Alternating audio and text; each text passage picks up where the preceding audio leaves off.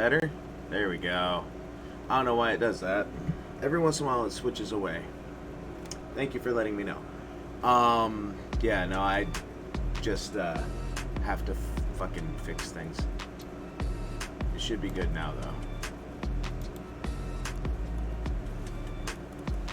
Alright, let's go ahead and switch on over to this.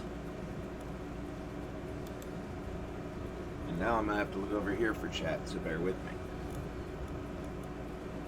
Settings. Music up a little bit. And the text size up a little too. Why is it lagging? Oh my god. There's specific settings for text size. It's not a slider, it's a chunker. Alright, let's go. Load game.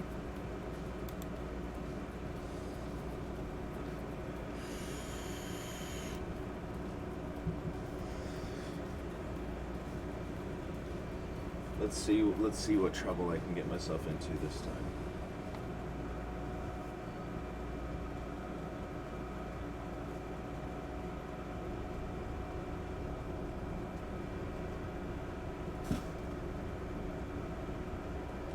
This game is hilarious so far. I really like it. Alright, glasses were a little dirty.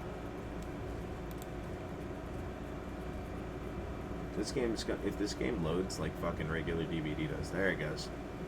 It's like takes forever. Alright. Soft sunlight warms your skin, nudging you awake. Also, you're using a killer crab as a pillow, which is sort of okay with. You pull on your beach attire and splash water on your face. Dwight and Claudette approach. Is that look on their faces excitement? Terror? You notice your stomach flutters with butterflies. Someone's in love. Or you've been infected with zombie butterflies in your sleep. It has happened here before, but it's probably the love thing. It's time. Claudette gestures over to the beach, where the killers all stand, flanked by tiki torches. It's a scene very reminiscent of a TV show you used to hate watch with your ex. Jesus Christ. Suddenly, the message is clear. You are going to declare your affections for a killer in front of several other killers. Hey, isn't Trickster supposed to be here? We paid him good money to make some half-ass cameos in the show. I'm gonna chew his agent out. Before they walk you over for your big moment, little Bertie told us that someone in particular has an extra strong crush on you. And another little birdie reminded us that you've been kind of a dick since you got here, and we reserve the right to withhold that information, even if it leads to you making a terrible decision that gets you murdered. So are you ready? Of course you're not. But too bad, we're on a schedule.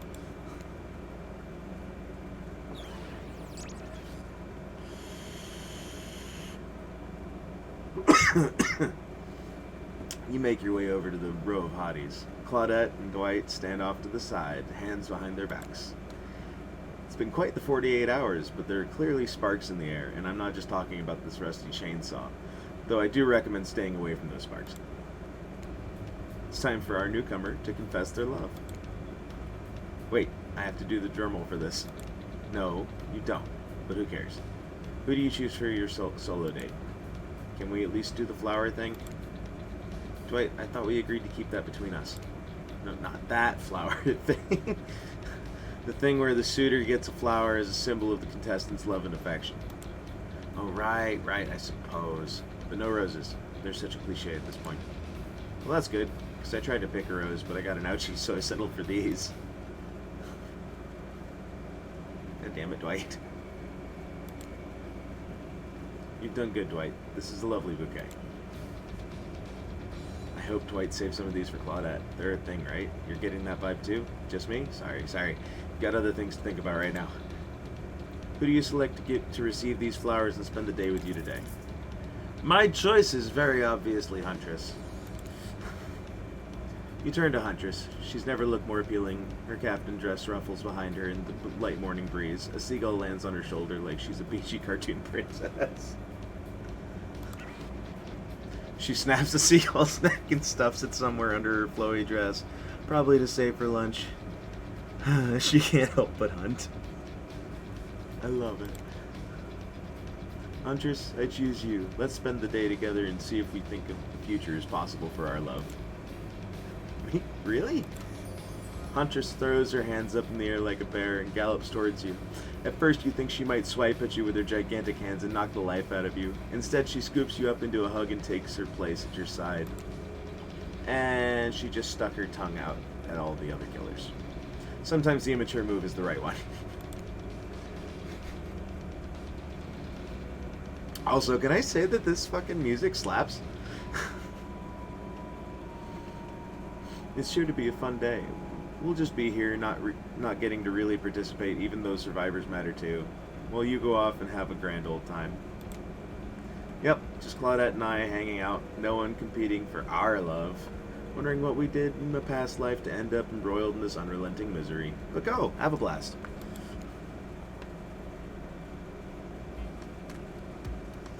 That's right, she did say she was going to take us to fucking Trapper's yacht. Huntress eagerly leads you to the yacht to begin your romantic day together. You have to admit, warm, salty air on your skin, the sound of crashing waves, it's a pretty perfect morning. Just you and Huntress. Hey, cuties. Ah, Ocean's here too. Did you know that I'm teeming with flesh-eating bacteria? And dead bodies? That pesky Ocean, always killing the vibe. You turn to Huntress. You sure you're okay out here on the ocean? I know you don't like to be out in the open. Something about being here with you makes me feel safe. You both sit down at a beautifully set table on the deck of the boat. A wide spread of mouth-watering breakfast goodies are arranged in front of you. Do we actually get to eat this time? Can we get you anything? You look a bit green. I get extremely seasick. And Trickster replaced all the Strawman and party drugs, so... Wait, how did they get here? Weren't they just on the beach consoling the rejected killers? Are there more than 2 of them? You motion one of them over. We'll both take a screwdriver, hold the orange juice. We're getting into it. Bingo! Hello, friend. We're getting right into the fucking drinking. How you doing? It's always so nice to see you pop in. Oh, of course. Hey, can you play this particular song for us? Set the mood? You hand Dwight a piece of paper with the song title written on it. I just started up again, and it has already got a good laugh out of me, so I think this is going to go very well. Also, as the rest of chat can inform you, Huntress is the bass choice. Sure, though I doubt Trapper has it in his vinyl collection. I love that. Soon, the haunting melody of an old Russian lullaby streams through the yacht's expensive stereo system. Sounds a lot like something Huntress may vibe with. Very clever of you to request it. The boat rocks as to the rhythm of the song. The eerie, melancholy mood is quite romantic. Breakfast has never been this intimate. You reach out to touch Huntress's hand when suddenly a loud bellow scares you. You knock your freshly poured flute of straight vodka onto the pristine deck. It's Trapper. He's screaming at us from the beach. Look how tiny he looks all the way out there. Huntress squishes his head between her fingers like a child and giggles. I'm sorry, I don't think there's ever been a person on Earth that hasn't just gone twink once or twice in their life. Damn you both! The chairs you're sitting on are worth more than your lives. Get back here! He's not wrong. Hey, Claudette, take us out further. Aye, Captain. Can she drive a boat? Guess we'll find out. Alone again. Nothing but the call of a seagull and the ominous shadow of a creature lurking beneath the waves. I have something for you. For me? Huntress reveals a package wrapped in a bloodied apron. You clap your hands like a kid on their birthday. Her playful attitude is rubbing off on you. It's just a little something. A gift. It didn't cost me anything. Because I made it myself. Oh my. Is it something shiny? Oh, silly. Shiny things aren't made. They're stolen. Duh. This is handcrafted. I saw you admiring my mask and figured... No! Here you go. Ah! I have my own bunny mask! I got a bunny mask! You put it on. It fits your face like a face glove. You gaze at Huntress through the eyes of the mask. A swell of emotion surges through you. One has become two. Rabbits be multiplying, even in mask form. Oh, there's the theme. Just a little bit. Oh my god, this is so good. This music is so much better than I expected it to be. Let's go back to my place. She downs her screwdriver. The flute of pure vodka. You know.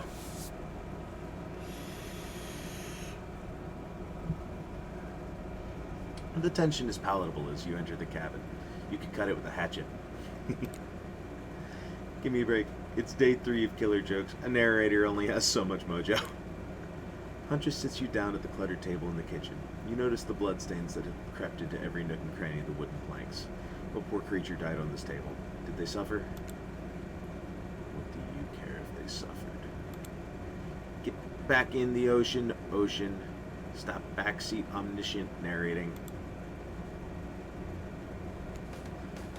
Stay here. Don't move a muscle or I'll hear it. I can hear any mammal's tendons creak as they stretch. It's a gift and a curse. Jesus Christ. I'll be right back. Ah, alone in the cabin. What to do, what to do. Tidy up. Clean up. Oh no, I'm not. Why is that actually something I would fucking do? You half expect a flock of adorable birds and cute little mice to come sprinting in to help you. But they don't, because this isn't some fantasy. This is gritty. This is real. Okay. Plus, I'm pretty sure she kills all the adorable birds and cute little mice. So you putter around the room by yourself, organizing Huntress's various trinkets collections. Old bottles over here, discarded vintage doll parts over there, various keys that don't open anything in particular. Doesn't she have a drawer filled with these? Everyone has a drawer like that. Then you lay down a blanket in front of the fireplace, for no reason. No reason at all. You're clearly not imagining all the naughty things that could go down on such a blanket. What's that in her strong yet delicate hand? You reach out for her, longing to stroke her blood-matted hair and scratched-up shoulders. Thought we could get warm by the fire. She wags a finger at you, a bunnylicious smirk on her face. Not so fast. Remember when we talked about how there's more going on here? You nod like a little idiot. It's always me. Well, now I know something is up. The other night, while you were sleeping like a cute little baby, I snuck into each of the other killers' lairs and saw them with shiny objects that they've been stealing from me. I think they're connected somehow. Maybe it has something to do with the symbol. Tried to go back last night, but something blocked me from picking any of the objects up. Someone or something knows them onto them. I think if you try, it might work. What do you say? Will you help? Abso-fucking-lutely. I love throwing myself into killers' lairs. That's why you'll find me in the basement when I actually play the game sometimes. A globe-trotting treasure hunt on the level of a Nicolas Cage masterpiece? You can definitely count me in. And the Nick Cage reference, I am the embodiment of this character. Whether or not they meant to write it about me, they wrote it about me. Let's go! I'll be your guardian angel.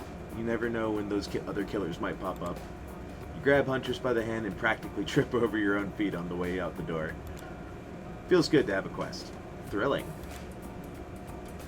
A part of you is just wondering how quickly you can get through this and impress Huntress. Soon she'll take you in her yoked arms and you'll swoon. Your childhood crush on Popeye is making more and more sense. That one's not me. Where do you want to start? There are 4 killers who have stolen from Huntress. You're not going to let them get away with it. Which one will I investigate? Oh, I get to go fucking rush Trickster too. Sweet.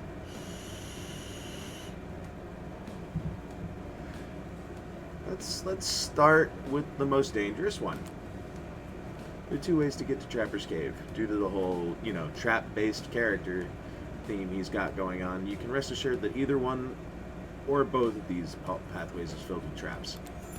You turn to Huntress for advice, but she only giggles and shrugs her shoulders. You're on your own, it seems.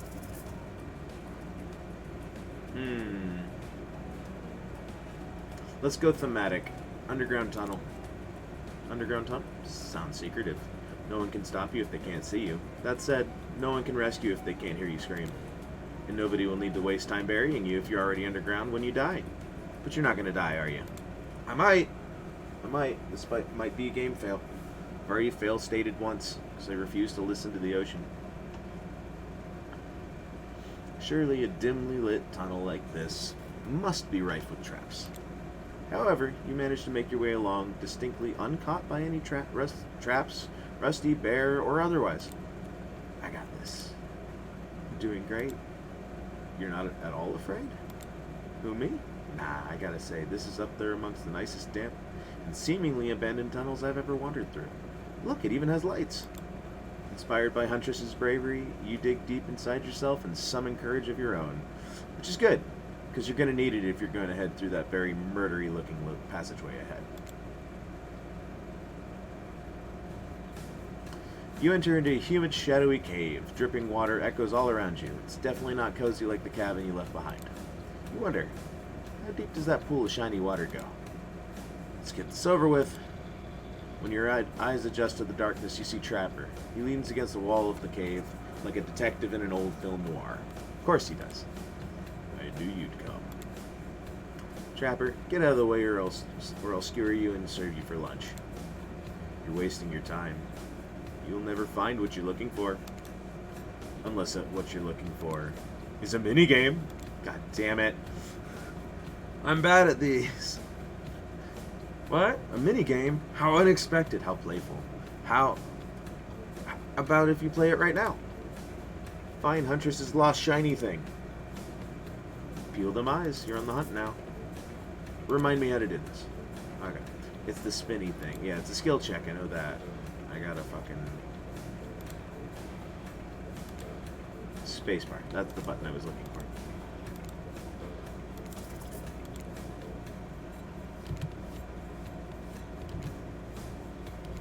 Ooh.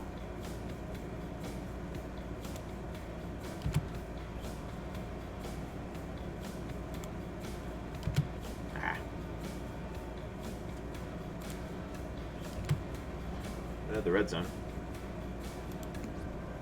You did it. You found my lost shiny object. I'm so grateful that I could kiss you right now. But I won't, because I'm pretty sure Trapper didn't actually leave and he's still over there in that shadow watching us. Later, Trapper, you thieving little perv. Hey, it's not fair. I'm huge. Come on, let's hurry to the next place. It's a pen! Found Huntress's shiny thing, and, well, I think it's just a regular old pen. But we don't need to point it out. She's happy, and isn't that all that matters?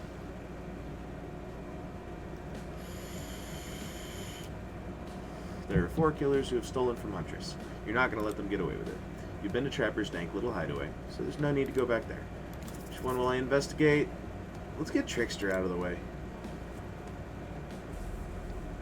You arrive at Trickster's stage, but there's no one here. Not Trickster, not an audience, not anybody.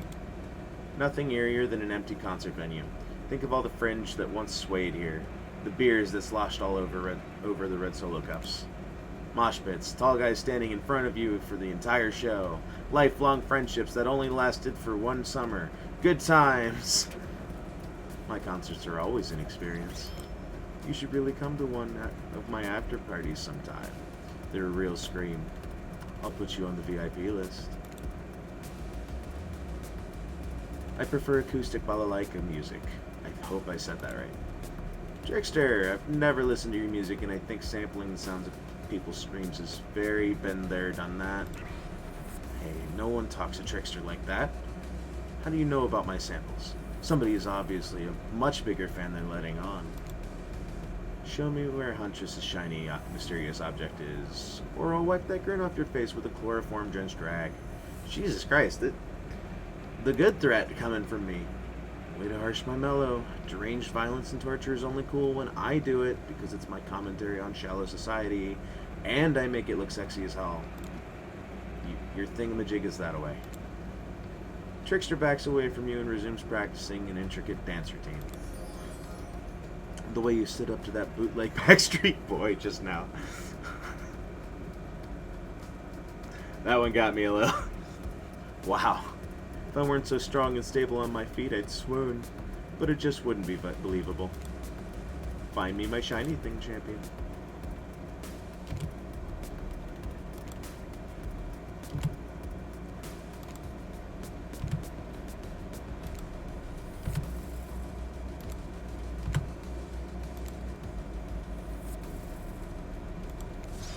I did it.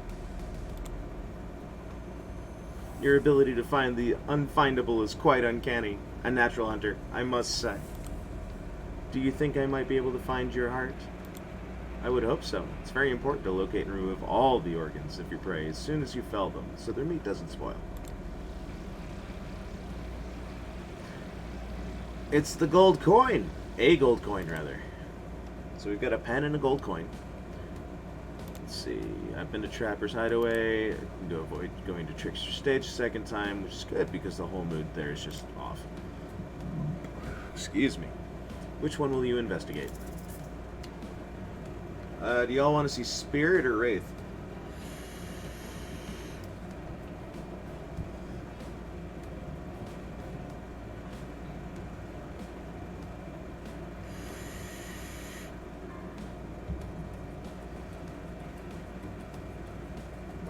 I know y'all are there in chat. One of y'all tell me where you want to go. Spirit! Anybody else got input? Because Spirit's the way I'm gonna go otherwise. Going once. Going twice. Two for two. Let's go to Spirit.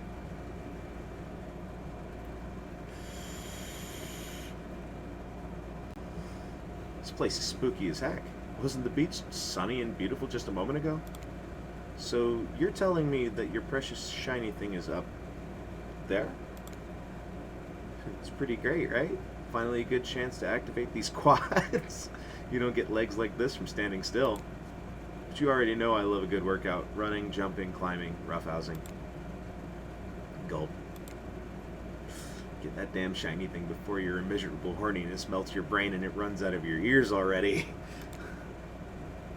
Yeah, I called it out. It's obvious to everyone. Just own it. So, shall we?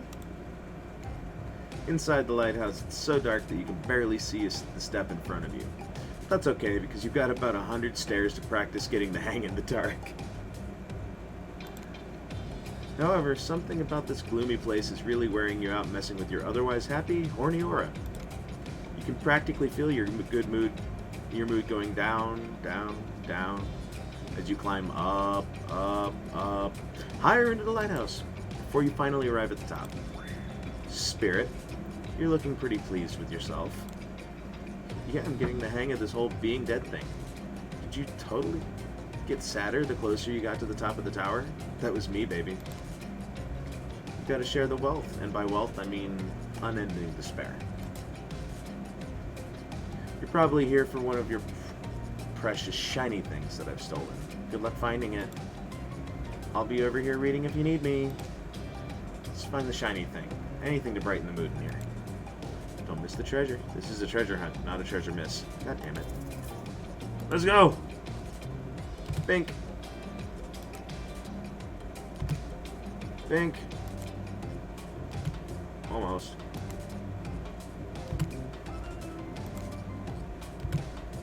Yeah. Yes! Really going a long way to prove your dedication to me. You know I notice, right? I can see your raccoon lick itself from 200 yards away in pitch darkness. I definitely see you working that little butt off for me. It's a shark keychain and bottle opener. Shiny thing get. You found a bottle opener. Really? This is the fancy item? Whatever, you're a real team player. Hey. No. Stop. Spirit doesn't even look up from her book. I think you'll be fine if you just peace out. 4 killers. Yeah. Then a trapper's dank little hideaway. You can check off the Black Lighthouse because you've searched it already. And you can avoid going to Trickster Stage. Let's go to Wraiths. Fucking walnut trees. The Bumpkin Hunter jokes. Yeah.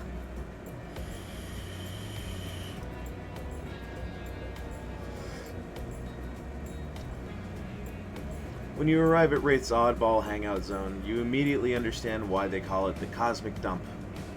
They being me, Ups. It's as if there are items and elements from all over the universe in this space. Also, it's a damn mess. But it's undoubtedly a special place. The very air you breathe makes you feel that you're part of something much larger. I'm gonna go hunt us some lunch while you find the object. You'll know it when you see it because it's extremely shiny. How long have you been standing there? Are we ever really there? I don't have time for your existential crisis today, Wraith. Huntress and I are totally gonna get it on soon, I think. I hope. Look, I need to find the special object you have hidden here. You stole it from Huntress and she knows it. So, you're trying to figure out this whole thing too, huh? Come check this out. Bit of subject change, but sure, it's Wraith we're dealing with after all. Wraith leads you to a telescope. Through it you can see a far-off island in the distance. Holy smokes, is that... Sorry, I actually have no idea what that is. Would you mind filling me in? It's IP Island. Where all the coolest killers from intellectual properties that we're legally obliged not to mention by name hang out and party with Hollywood celebs and Silicon Valley moguls. That's not even all. Zoom in over there. Ghostface! Is that Ghostface? He's got hard eyes. Hi, Ghosty. I said not to name them. Ah, jeez. Now I'm gonna have to clear the rights. You have no idea how much my lawyer charges by the hour. I'm sorry, he just kind of popped up. I'm telling you, something crazy is going on here. I'll have you know, I wasn't trying to steal anything from Huntress. I was just looking for answers, but also occasionally losing said answers. Yep, that's right. The thing you're looking for, I can't actually find, so good luck, I guess? Oh good, a minigame. Haven't seen one of these before in the past 10 seconds. Let's go! It's up top.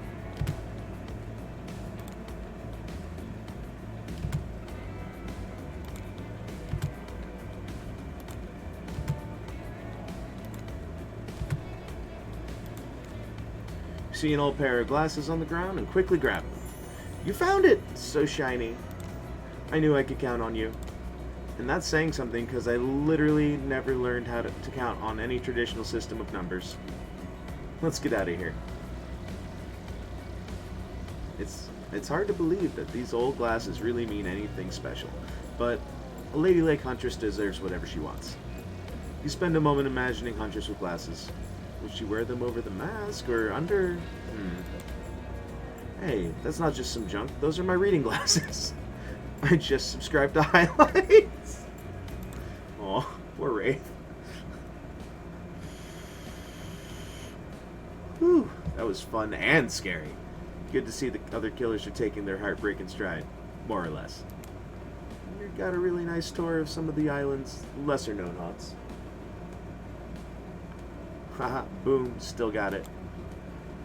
Make a pretty good team, you and I. What can I say? I appreciate a fine collection. Now that yours is back in order, maybe we head back inside to appreciate it. And you collect a certain other special gift I've been meaning to give you. Special gift? Is it shiny? I suppose it could be, if you oil it up enough. I'm going to be ill. When you enter the cabin, it's dark, barely lit, deep shadows stretching from wall to wall. Somehow it manages to be a little bit terrifying, but also a little romantic. But you barely even notice. You've got other things on your mind. Oh, there's a new outfit. You're practically undressing each other as you walk through the door. Mine's elsewhere. Neither of you realized that the door was wide open already. You were incredible. Every time you found one of the objects, my heart beat faster and faster. your nimble hands. Is there anything they can't find? The fireplace is crackling. Your heart is pounding. The smell of cinnamon is in the air. But wait. Who's that? Yeah, who is that? Huntress quickly pulls her beach cover up back on. Really? We're going this route? My darling. An older Russian woman bearing a striking resemblance to Huntress sits, warming her hands by the fire. She turns to you, and you're shocked to see that she appears to come from a completely different time in history, wrapped in old, unfamiliar clothes that are completely out of place here at this beach retreat. Without thinking, you blurt out, "Let's do that. Who's this? I don't know how to pronounce that. And when did I add to my vocabulary? This island is really doing things to me." You don't know who I am? What, you expected my elk wounds would carry over to my ghostly form? God, the gods have smiled on me and cleaned me up. She must be in a decent mood if she's ignoring the fact that you're dropping ox bombs all over the place. Huntress chuckles nervously. Hi, Mama. Claudette and Dwight burst in like they're in a prank video. Jesus Christ. Bet you weren't expecting this date to include meeting her mom. What? Hey, Huntress, how do you feel about your deal old mama coming to interrupt your date? Huntress throws a hatchet directly at the two survivors.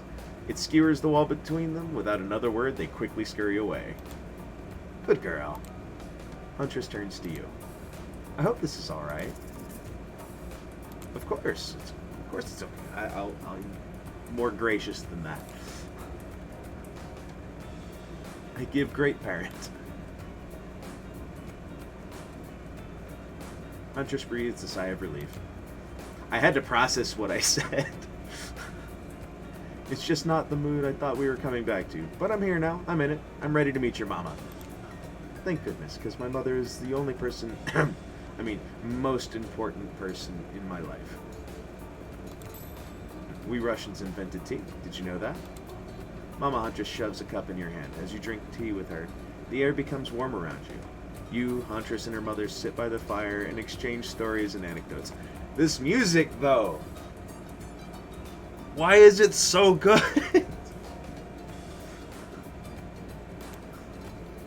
Mama pulls out some old-timey pictures of a young Huntress in black and white, holding bloodied animal corpses with a chilling, dead-eyed stare.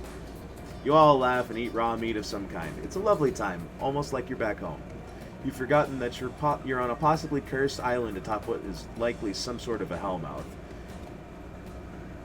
Look, that's not official lore. I just call it like I see it. Every so often, Mama Huntress clutches her stomach and her eyes stare into the middle distance. She mutters some sounds as if reliving the moment she was skewered by the elk.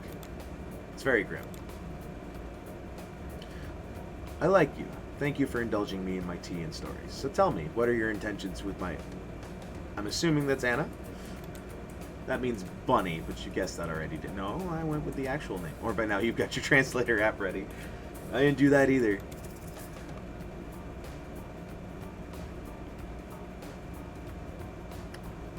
To take it slow. I think it's in all of our best interest to take it slow. Move to the city, maybe get a job. What? What is this insurance you speak of? Is it like salted pork? Yes. It's not even as useful as salted pork. This game just becomes a commentary on the American healthcare system. My time on this plane is coming to an end. The weird magic from that ghost girl's black lighthouse won't keep me here for long. I don't want to get into the logic of this, but yeah, the Black Lighthouse can bring ghosts back to life. If you're still here, you're willing to believe anything. The spirit who brought you back? I'll have to thank her. Huntress's mama begins to fade. Huntress cries. You can picture her at 6 years old, lying over her mother's dead body. Anna, honey, really? This foolish character? It's your life, I guess. But honestly, I'd rather you just be alone. Huntress takes her mom's opinion very seriously. Is she looking at you differently now? Mama Huntress fades away, leaving you and Huntress alone again. Not a second later, Claudette and Dwight storm back in. Never alone for too long on this island. It's time for a dramatic scene between the lovers. Shall we adjourn to the forest clearing for ambiance? Sure enough. You and Huntress stand holding hands in the forest clearing. Dwight and Claudette watch your interactions closely. Too closely. You and Huntress Okay. I thought it changed before it did. Hey, I've really loved hanging out with you. I think it's time. Time for... Oh, my... Oh, okay, I'm ready for this. Time for you to call me by my real name, like my mother does. Will you call me Anna? I kind of already have been without you knowing. Oh, that. Yes, of course. I think Anna is a beautiful name. You're a beautiful person, Anna. Do you know what what I'd like to do right now with you beneath the moonlight? Feeling closer to you than I ever have before, and there's nothing I'd rather do right now than... She averts her eyes. Does she mean what you think she means? Nope, she's looking right at Dwight and Claudette. Chop up these two fools with you. Abso-fucking-lutely! My inner killer is there. My hatchet is as sharp as my love for you. Let's get bloody. That's a good way to do it. I like that. It's a gruesome scene as you and Huntress go to town on these innocent survivors who just wanted to help you guys out. We were being forced to help you. I can't hear you, hun, on account of the congealing blood in your mouth. Ah! Once you've made quite a mess of the survivors, you and Huntress look at each other with manic eyes. Shall we return to the cabin? I'd love to get you out of that beachwear into something a little less there. Thought you'd never ask. Couple that slays together stays together. Once inside the cabin, Huntress strips off her caftan, revealing every curve of her muscled body. You follow her lead, disrobing for the first time since waking up here on the island. Yeah, you've been sleeping in your clothes. No judgment. It's a strange new place. You kiss, and yes, if you're wondering, it looks like she's going to keep the bunny mask on for this sexy time. A-okay. This is the part where I skedaddle. Decapitation? Sure. Tiger maulings? Love it. Dudes crushing other dudes and car crushers? Gotta have it. But hanky-panky? That I can't handle. I'll leave you horny kids to it. Je ne more kissable. What? Just because the Huntress speaks Russian doesn't mean I do. I speak Canadian French. It's a thing. Look it up. Am I nervously running my mouth now just to give you two time alone in the dark? Maybe. Stop me if you've heard this one. A hillbilly, a doctor, and a clown walk into a bar. Fine, we'll get back to it. Post doing it. You and Huntress lie together in the warmth of the fire. Everything's so perfect. You imagine Mama Huntress smiling down at you from beyond. Then you realize that's pretty gross to imagine her having just watched all of that. And you try to stop thinking about it. That was incredible. You're telling me. The door to the cabin creaks open. You cover yourself with a blanket.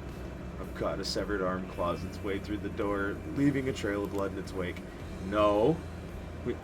We walked right into a scene from a horror film. As soon as people have sex, they die. Not when I'm around.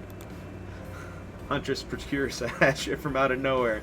Is that in bed with you guys? Yeah, it was a good Cote reference. The wriggling torsos of Dwight and Claudette follow their chopped up limbs. Slowly the pieces of their bodies start putting themselves back together. No way. The fucking deed, my friend. You thought that Silent would let us die permanently? Haven't you ever played Dead by Daylight? Come on. We have to get to the final scene. I mean, decision. Claudette and Dwight lead you and Huntress back to the empty beach. You both bask in the glory of being freshly laid. That sounds terrible, doesn't it? Like some sort of laundry detergent. Freshly laid. Actually, maybe that's good. I'll get my agent to start circulating that. The island is strangely quiet. No sarcastic remarks, disguising a broken young woman from Spirit. No strange wide-eyed stare from the socially awkward Wraith. No threats of imminent violence from Trapper. Even Claudette and Dwight are tight-lipped. They seem almost zombified. Last day, you beautiful piece of meat. You've done so well. We're almost at the finish line. You didn't think I brought you all this way without a plan, did you? What kind of sinister body of salt water do you think I am? Wish of dark energy surrounds you and disappears as quickly as it came. The island noises begin to return. Birds chirp in their trees, the grass rustles in the light breeze, and oh look, the other killers are all here at the fire pit to watch the finale ceremony. I thought it said final and finale, so I couldn't figure it out. Can't wait any longer. The pomp and circumstance is agonizing. You're telling me. Stick to the script, Claudette. Okay, so Huntress, how do you feel about the newcomer? Are they everything your murderous little heart has ever longed for? Huntress stares you down for an agonizing moment. She steps towards you. Hey, so I think there's definitely something between us. Hold up, something? Hold up, something? Yeah, something great. Animal magnetism. My legs are trapped. You're the little snowshoe rabbit running through the underbrush. But it isn't quite soulmate status. It's not? You must have felt it. Or maybe you were too distracted feeling other things. But I'm sorry, what I felt, no matter how spectacular, wasn't love. I see. But this doesn't have to be the end. I'd love to tie you up in my basement and see where all this goes. As friends. Honestly, why not? Bit of light bondage, I'm down. You'll bring me, like, food and water and warm clothing, though, right? You receive nothing but a blank stare from Huntress as she ties the rope tightly around your neck. That's what I thought it was going to happen when I said that. Ow! That's so tight.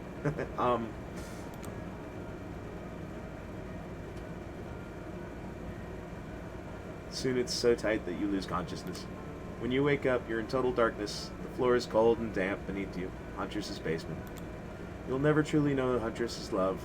Well, not her shared among peers who view each other as equals love. Instead, you get the kind of love she had for all those child-sized skeletons in her basement.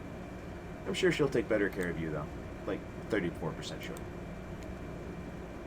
And so, my precious killers lived happily ever after, as they should, learning to love themselves first and foremost, whilst trapped in a never-ending cycle of torture of my design.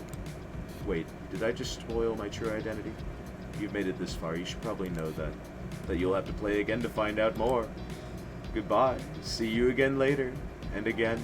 And again. And again. Forever. The end. I made it to an ending.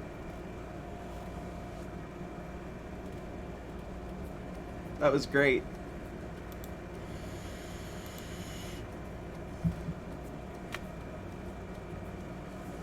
Okay. So that burned 1 hour. I think I can go ahead and start another rotation on it. Ugh. Oh, that was fun.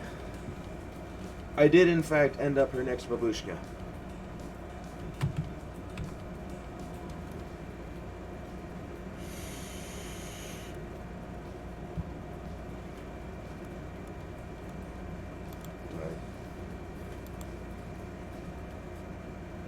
I was thinking right next, actually. I just need to see where this...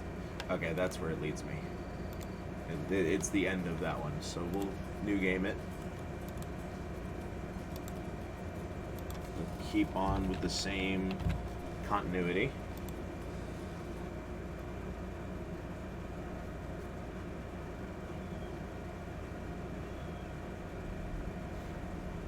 I don't know what the perfect ending is. I'm just going to keep fiddling with it till I find it, though. May not all be on stream. I might retire this after another stream or two of it, but definitely. You wake up? Yeah. We're gonna do a little fast forwarding. Yep, there's the head.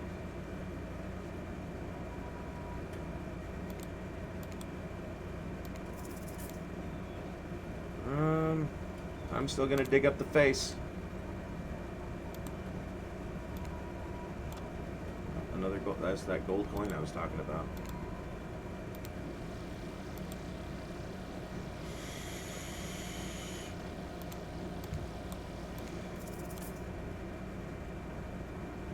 Why not?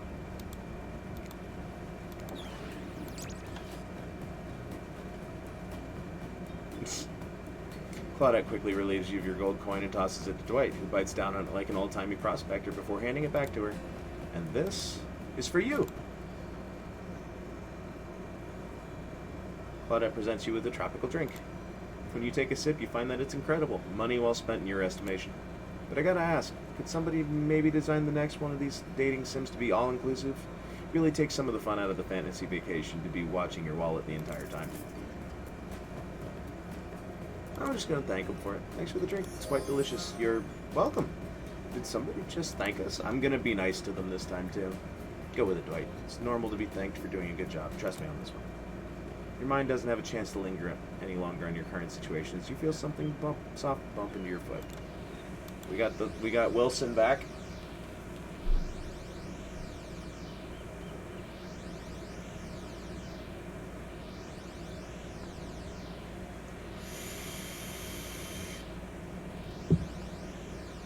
So you haven't seen it because you didn't come to last stream. That's on you. When you look down, you find a volleyball sitting in the sand next to you. You stare down at it, frozen. A voice calls out from behind you. "Little help, please?" You turn around, and when you see what's waiting for you, your jaws just about hits the ground. And there she is again. She just killed me. Wraith. Spirit. And Trapper.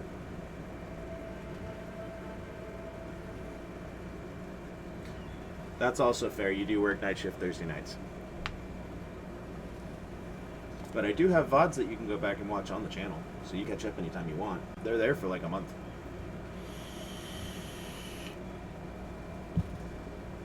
Four gorgeous monsters stand halfway between you and a well-tended volleyball court. Each of them oozes with undead energy, a magical aura reaching out and penetrating you via your eyes. Your heart begins to race, curiosity, fear, desire. Can't help but stare at the casually dressed, let's call them killers. I don't know. Not to be judgmental, but that's just the energy they put out there.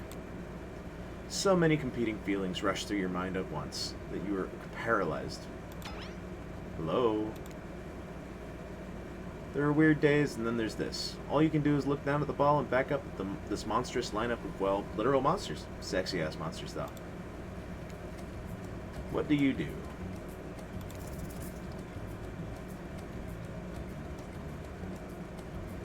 I kick it back. You swing your foot and awkwardly strike the volleyball, sending it bouncing across the sand towards Huntress. It doesn't make it all the way. Everyone stares at you, silently observing your unsportsmanlike shame. They must be wondering, have you ever seen a volleyball before? That's surely what I'm wondering right now. It's not a soccer ball. What a dork. You feel so awkward that you can barely see straight, but through the haze of your embarrassment, you catch Wraith looking at you from the corner of your eye. Huntress jogs the rest of the way to grab the volleyball, and they all turn and head back to the court. Alone again, you look across the beach at these strange residents who casually batted volleyball back and forth, happily ignoring your intrusion onto their private beach. Should you be frightened, worried, excited? I did refer to them as killers, not to give too much away. But at the same time, damn, they are looking very appealing in their own way, and nobody so much as lifted a blood-soaked finger in your direction. Don't be scared. You were made for this. Well, geez, if the spooky ocean voice says not to be scared, I'm sure it's all going to work out. With no good reason not to, you decide to head over and see what happens next. It seems like you've derailed the volleyball game just by showing up. You derailed the game just by showing up, nitwit. And I guess you're also a nitwit. Look, it's best just to go with what Trapper says when he says it. That's a policy I hold for pretty much anyone who always seems to have fresh blood on their hands. Hey, don't worry about it. It's all just a game. Existence, that is. Besides, you seem a lot more interesting than a silly game.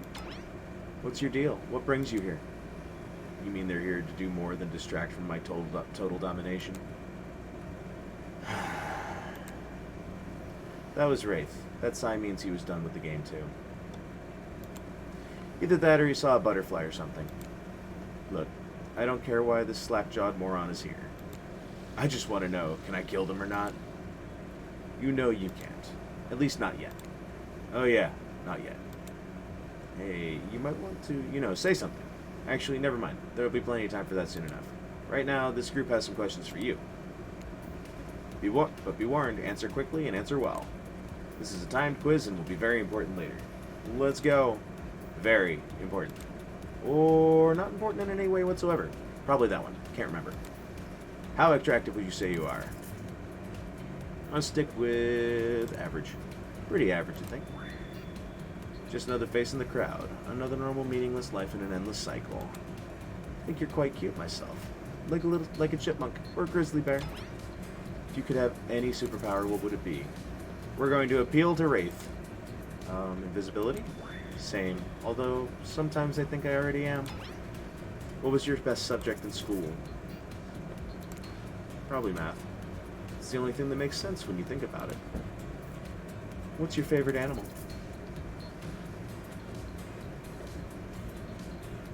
I don't know what a muselid is. Muselid's 100%. Be honest, you have no idea what a muselid is and you're saying it. And you're just hoping it's some secret answer that results in a hilarious Easter egg, right? Because there is no Easter egg.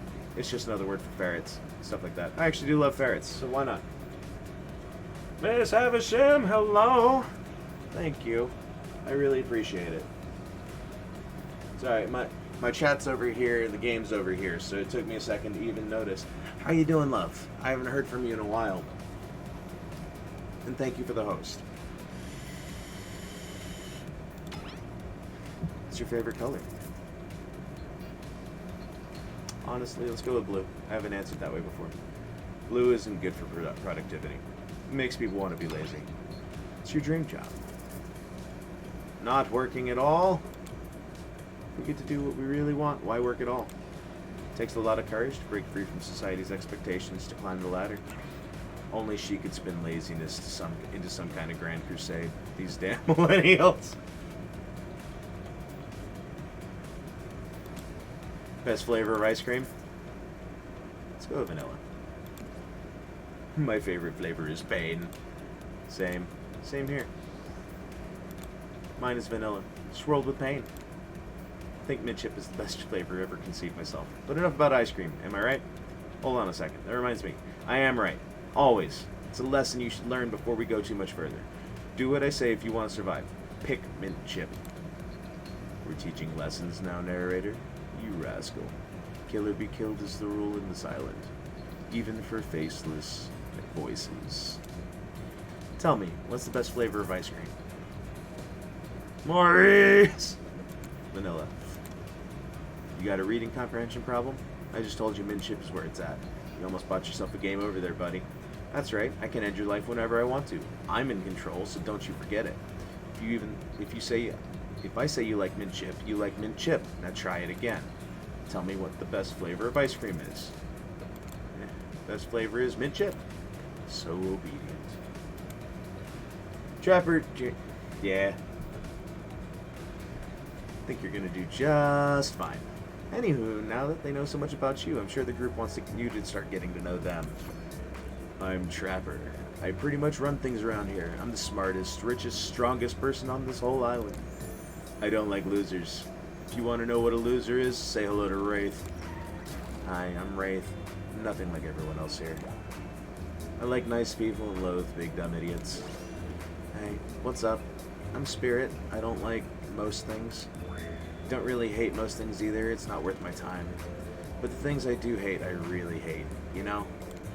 Based on my personal observations, life is nothing but suffering, and society's carefully calculated lie keep everyone subservient to those in power. It's better to choose just not take part. Jeez, it's like she was downright murdered by society. She hates it so much. Oh no, wait. I'm remembering Spirit's story now. That's almost exactly what happened. Hey, Montress, don't let these bummers get you down. There's lots of fun to be had on this island, along with lots of love. Yeah, there is, if you know what I mean. Grow up. Grow a body. I've explained this 1,000 times. I'm dead, but I'm not a literal ghost. I just create a trail of fog. I'm not made of it. Whatever, fog body. That's not nice. He's not nice. You love it. Only sometimes. Ew, really? That's disgusting. That's why she likes it. Don't speak for me. I also hate it. Stop speaking entirely, actually. For the first time ever, I agree with them. With Wraith. Let's move on, otherwise they'll do this all day. Besides, if I know this crew, and I do, they'll want to show off soon enough. If we're done playing, let's go do something else instead. Wow, for once I actually agree with the meathead. I say we go to my yacht. It's the massive boat dock nearby. I'll give everyone a taste of true luxury and power. Wraith rolls his eyes. Don't mind him, he just hates fun and happiness. No, I hate the endless, desperate, soul-crushing pursuit of wealth, the way it's flaunted needlessly, and the cruelty it engenders. What about hanging by the pool? I find the water calming, simple, beautiful. Hey, what about our volleyball game? We can exercise and have some fun as a group. Are you all serious? There's a perfectly good lounge to chill out at, right here. I'm tired, and besides, I hate being in the sun. Where do I want to go?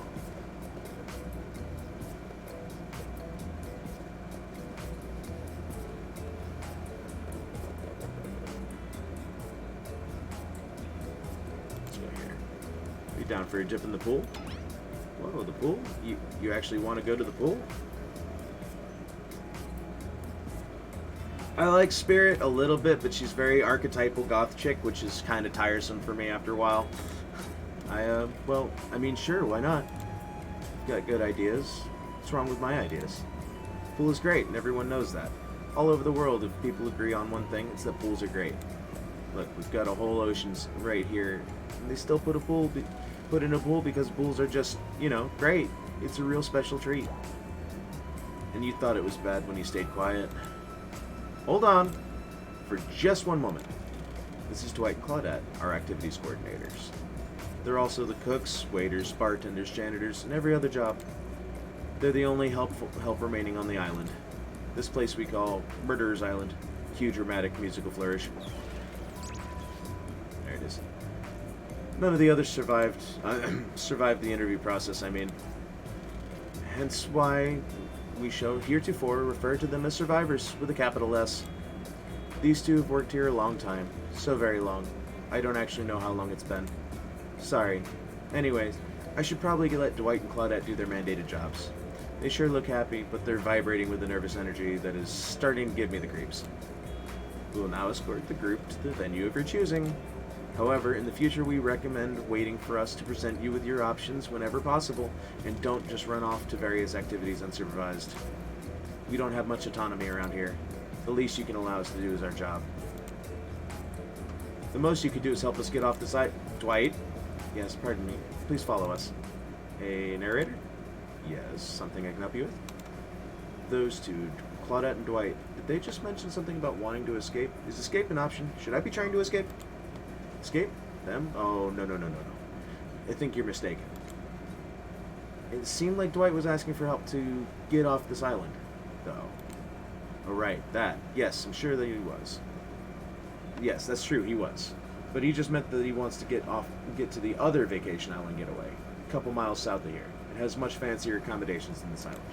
It's one of those big corporate outfits, quite exclusive, where all the famous celebrities hang out, very luxurious. Doesn't quite have the charm that this island has, though. Trust me, you wouldn't want to go there. With all that money comes a lot of restrictions. This is where you belong. Now, off you go. It's time for an activity. On this island, your decisions matter, mostly, when I agree with them. Not like that other island. So, what'll it be? Let's go to the pool.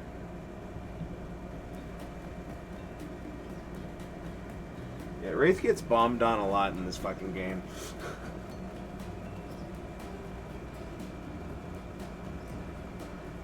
Pardon me while I refresh my throat. I've been talking for an hour. Wraith moves ahead to the pool at a pace that could almost be considered jaunty. If a creature so lanky they appeared to be made entirely of elbows and ankles could jaunt. What's going on with Wraith's face? Is that a smile? Is that what a smile looks like when he does it? What can I say? I love being enveloped by water. It's comforting. It's quiet. It's ominous, and, you know. Wraith looks back over each shoulder to make sure no one besides you is within earshot. The fire can't get me. Super normal stuff here, as usual. Oh, great. It's Claudette and Dwight. What do these two want? Since everyone's at the pool, we figured we'd bring over some of our most popular pool accessories. Which of these is particularly interesting to you?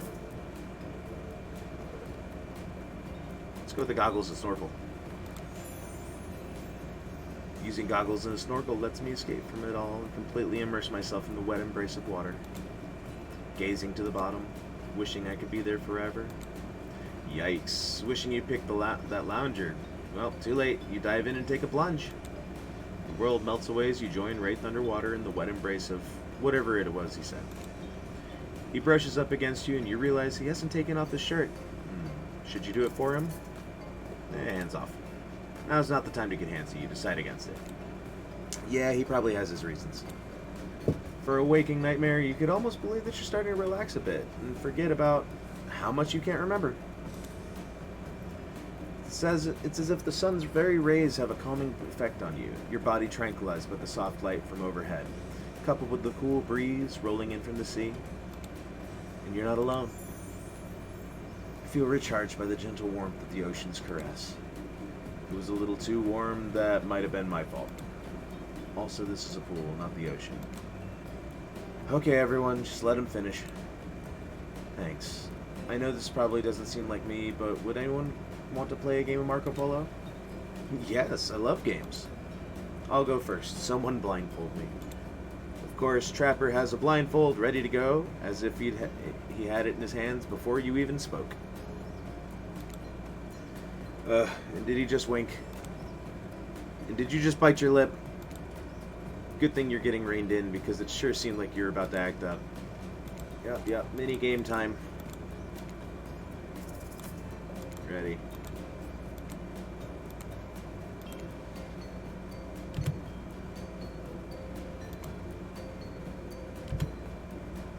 That is just an adorable chibi wraith.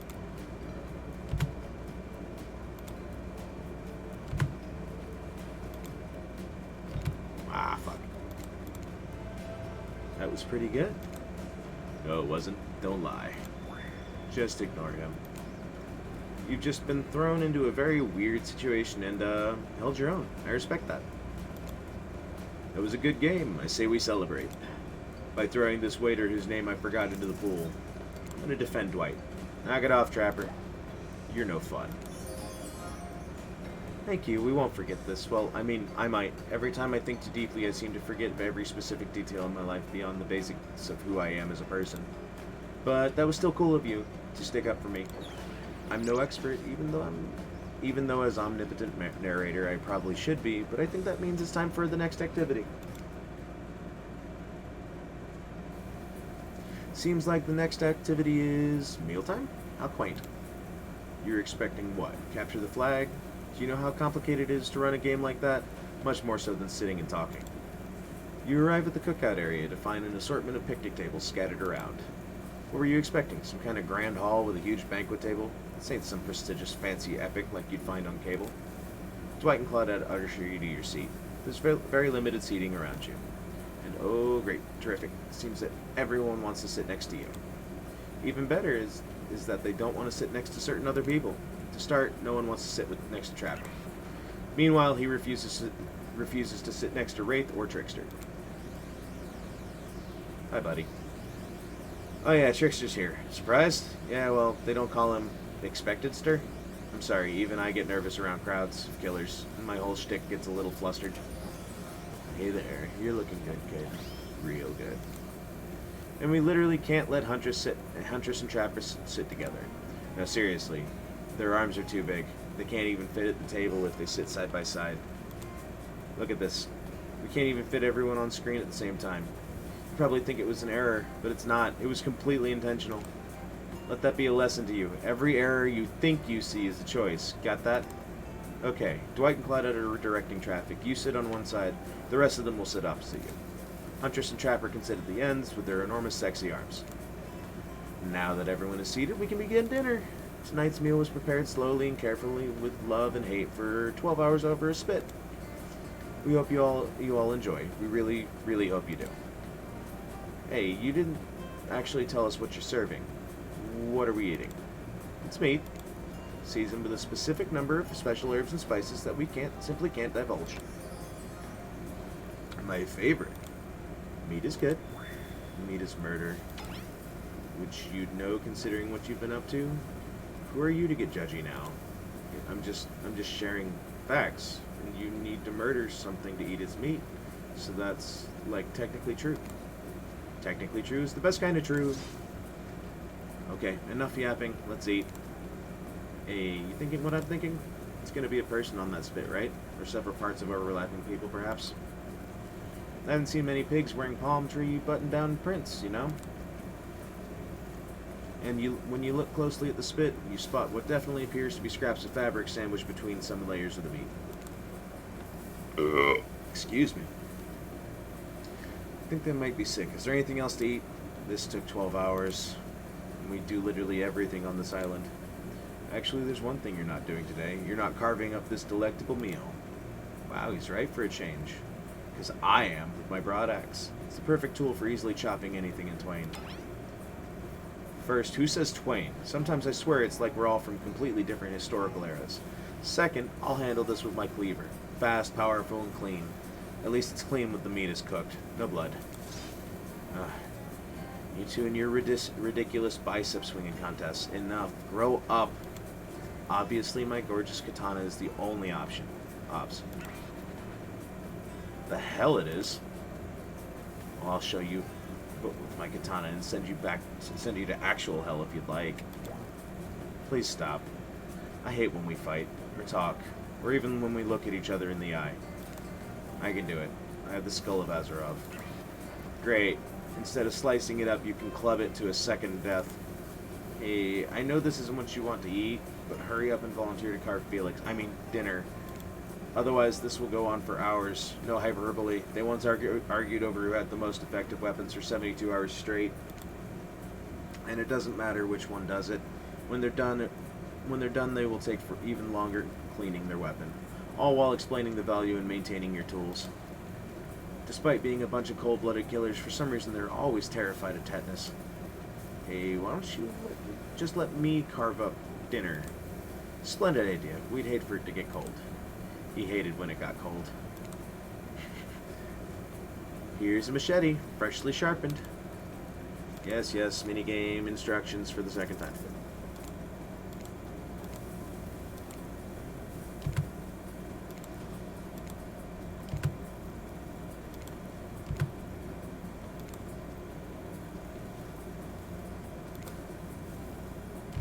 Oh. That was pretty good. I'd like to see what you could do with a less clumsy weapon. Yeah, I said it. Machetes are dumb. Dinner's finally served. For real. The sounds, especially coming from the mask killers while they eat, which involves a lot lifting their masks and shoving food up behind them, are nasty. Spirit, meanwhile, doesn't even eat. She's the only one who seems to really be embracing being dead. They're all dead, right? This is obviously hell. I mean, come on. We're still trying to be mysterious here. You think mystery comes easy? Claudette and Dwight aren't the only ones who've been working their asses off to make this night perfect. Well, at least they're lifting their masks. This is only 99% as disgusting it could be if they tried to mash stuff through there. Spirit, why aren't you hungry? The two best things about being dead is not having to eat. That's only one thing. Think about it. Number two is no number two. One less thing to think about in the afterlife. Even if I wanted to eat, I have no idea what would actually follow. You might have noticed, but I'm mostly just a bunch of dismembered body parts floating in spectral form. Do you see how deep this cut on my abdomen is? I don't think my digestive tract connects anymore. Between the food and the behavior of the group, this might be the worst meal in history. But even worse is they're staring at you. You're not eating. They don't like that. I think they want an explanation why. What do you tell them? This. Everything about this dinner is an abomination. From what is almost certainly human meat, to the lack of manners, to the talk of dismembered parts, and these noises, everything is so vile I might throw up. Even Spirit is talking about number twos, and I thought she was the classy one. Oh, well, I didn't realize our eating habits grossed you out. Don't be so judgmental, sheesh. If I could feel shame or sadness, I might be experiencing both right now. But what I can feel is rage, and I'm furious you just ruined the meal. Have a whole leg to eat. Even though you're in the hot seat now, you're not nearly as panicked as you probably should be. That's almost certainly the lack of calories catching up to you. You feel your whole body begin to shut itself down. Oh hey, it's me again. Your friend, mentor, and guide. Narrator to the narrator. The ocean. Not sure how I feel about that characterization, but I'll allow it. I brought you here, and I might be the only one who can help you now. There's only one thing you must do to survive. You have to figure out why you're really here. No one can tell you. Not unless you follow the right path. Or at least a right path. There's too many of those to count. Hopefully you pick at least one of them. Because there are even more wrong paths. Many of them lead to your demise. Others lead to something worse. The ocean is definitely Nia. Starting scenes over and having to fast forward back to where you were, am I right? For this place holds many secrets, even from itself. But the one that truly matters can only be learned if you answer the most important question. Why are you here? Why are you here? Answer that, you will learn the truth. The ultimate truth. Vague, mysterious. I gotta give it up to this ocean character. That's some quality early game storytelling. Hold on, I'm back. One more piece of advice. You've made many choices by now. Some of them I liked, some of them I did not. It's in your best interest to make more choices that I like. You wake up to find Wraith holding your limp body, gingerly pouring cool water into your mouth. Now that you're finally alone, Wraith looks at you eagerly. You said some pretty hurtful things back there, but I'm onto you. You're trying to push us away, aren't you? Afraid of what might happen if we got close? Did you really mean what you said? No, I made it up. Oh, well, thanks for being honest with me. How do I say this? It's just, honesty is important to me. I've been burned too many times. Something about the word burn makes Wraith look away. Far away. Eyes brimming with tears, and yet, at the same time, dead. I understand. Wraith looks back at you with those sad eyes, wanting so badly to believe you. He looks down at the ground. I have something very important to tell you. It's something very special to me. It's not something I tell everyone, but you know how important honesty is to me. I can't expect that from you if I'm not honest in return.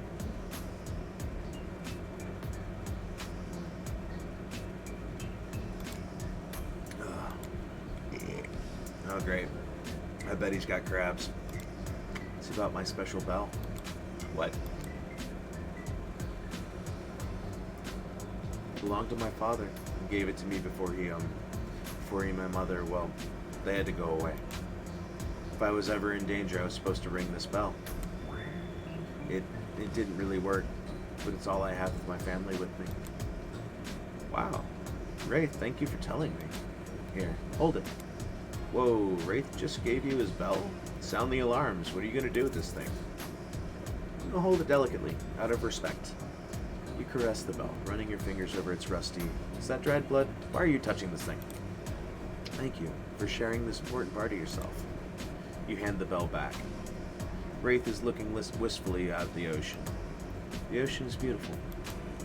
It's not real. None of this is. Wraith looks at you more intensely than ever. I don't know if you're ready to hear the truth. Just as things are really heating up, you hear a flurry of footsteps behind you and quickly spin around, ready to fend off whatever new dangers popped up on this strange island. Only to find that it's Dwight and Claudette sprinting across the beach, clipboards in hand, which they're waving above in the air above their heads. Ugh. He truly is so sensitive. It's very important we stick to the itinerary and attend each event as scheduled. Playing sick for cute flirt points was not part of this evening's activities. That's strictly slotted in for after campfire story time. At this rate, we'll be late. Playing sick? No time for excuses. Well, there is, but it's scheduled for after what comes after the flirting. Go, go, go, go! Once everyone is gathered at the fire pit, Dwight and Claudette quickly make an announcement. We're not going to blame anyone in particular, but someone, and we're not going to say who, so don't worry, you hasn't been sticking to the schedule. That means we're behind on time for evening activities, and we'll only have time for one person to share their special spooky nighttime story. Just one story, but story time is my favorite activity. This is a narrative-heavy exercise, or experience. You're telling us that only one person gets to share? How will we decide who? Oh, great. We have to decide as a group? That never goes well. Whoever did this, step up now. I swear I won't be angry. I'll merely chop your head clean off. No fuss, no muss. Voice trembling, you realize this is probably it for you, but you embrace your fate. Sorry, everyone. I think they're talking about me. To be honest, I still don't understand how this whole schedule thing works. I guess I lost track of time while I was passed out. Been there before. Even though it's taking some pressure off me, which is an absolute dream come true, is it really fair to pick on the newbie? Seriously, has anything here ever happened on schedule, even once? Damn it, Donald! If you try to flex that authority gimmick one more time, so help me, I'll snap your head off so quick, and then drown you in his blood, Cynthia. Drown you in his blood, Cynthia. Fuss and muss are back on. You two know I love to hack, slash, and slice. We all know you love to kill. It's almost all you talk about. Nobody named any names. Who even knows any names? Not us. I renounce my name. Who is Donald? Who is Dwight? Who even knows anymore? Call me nobody. But we still got to get started on story time. So, who do you think should go first? Go. Ah, damn it. That's the name. We did Wraith last time. I also discovered the bongos last time.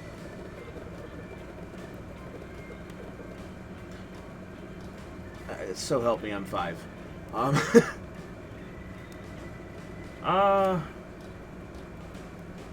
Let's hear your story, Huntress.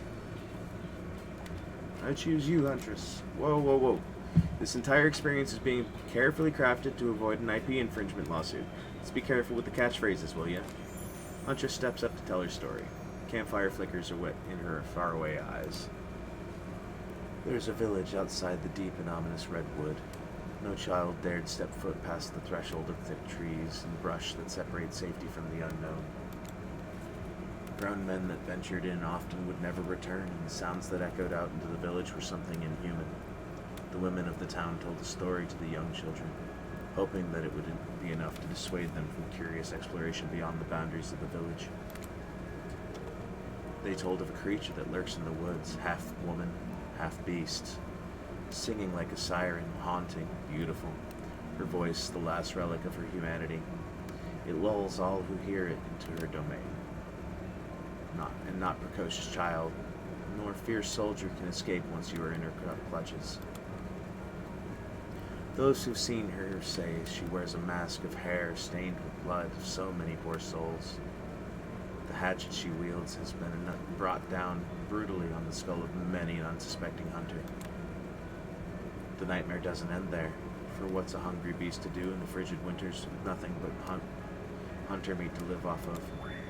It is said that the Huntress, as the villagers called her, couldn't bring herself to kill the young girls she came across in the forest. Instead, they'd suffer an even worse fate. Longing for a child of her own, she'd bring them back to her secluded cabin to keep them safe. She'd wrap a tight cord of rope around their necks and affix them to the wall. That way, they'd be warm. That way, they'd be out of harm's way. The Huntress would even bring the girls presents. Toys she'd pilfered from other bodies, masks she'd fashioned out of things from the cottage, and little dolls made of grass and twigs. But these toys did nothing to quell the children's fear. Within days, the girls would waste away from starvation and dehydration. For all her good intentions, the Huntress had never learned how to care for a human child. You see a tear creep down from under Huntress' mask. Suddenly, the most beautiful singing voice you ever heard fills the air. Sleep, my darling tiny one, tucked within your bed so tight, else the old gray wolf will come and grab you by your side. There's a brief moment of silence, and you feel the need to contribute to this stirring moment. Slow clap. Wraith stands next to you and claps. No one else does. You're clapping, it lacks energy. You must be tired. Huntress isn't interested in whatever it is you're trying to do and walks off, bored. On that note, everyone decides it's time to take a break and split up for a little bit so that they can all have a moment alone before bed. Everyone leaves, and you're alone by the fire. The only thing you hear is the ocean slowly lapping against the shore. This is nice. A true moment of peace and tranquility that lasts for all of 7 seconds before Trickster shows up, and he's blaring his latest song. Hey, you look lonely. Mind if I join you? He doesn't wait for an answer. I know you've been hearing from these guppies all day, but I want you to hear something from a big fish like me. Something special those in charge of this island don't want you to hear. I am the ultimate catch on this island, the only lobster in an ocean of sardines. No one can give you what I can. You just have to find me. Come find me. Trickster leaves. You're a bit confused about what to make of his cryptic clues. But you aren't going to get any time to yourself to think about it just now. Huntress approaches you. Of course you like my story. Who wouldn't? It had everything. Cute kids, dead men, a huntress. I find that all stories are better with the sound of a burning fire filling the air around you. All the smoke, however, I could do without. I'd rather eat barbecue than smell like it. Let's rinse off after all that campfire with a dip in the hot tub, shall we? Dipping in the hot tub with a huntress. You've come a long way in a simple day. I'm not saying you shouldn't follow her. An offer like that. Just don't forget our little talk.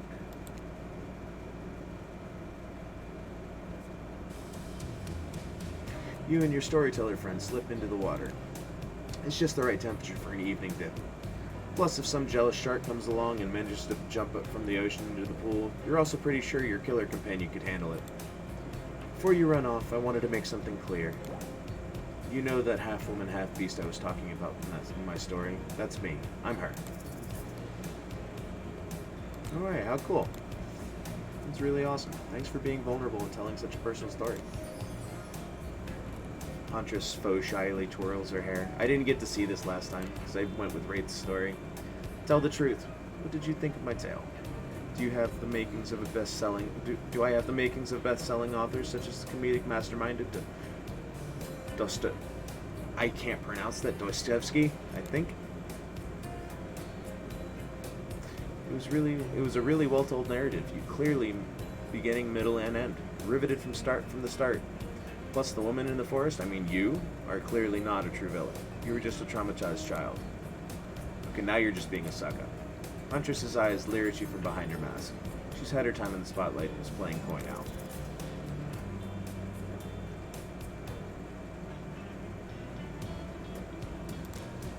That's a pretty tired storytelling trope. Whoa, Huntress likes learning new things, but you don't have to be rude about it. Never insult a killer's storytelling talent. In a flat... Yep, there it is. And hacks you to death. I got my first death that's not from the narrator. Yay. I had to see what would happen. I saw the option. I'm like, that's a bad choice. But I wanted to see if it would do it. Alright, let's zoom. I will play kind. Oops.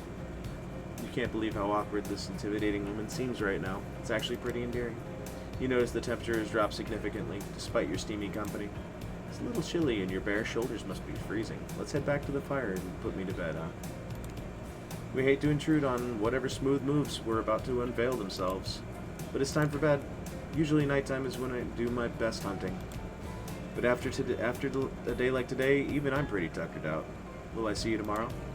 Only if I don't see you first. You make a cute little bow hunting motion. Huntress catches the imaginary arrow you shoot in her teeth, then bites down hard, snapping it in half. At least you think that's what she's doing. It's kind of hard to tell. Good night, my little snack. I'm sure that wasn't a reference to actually eating you.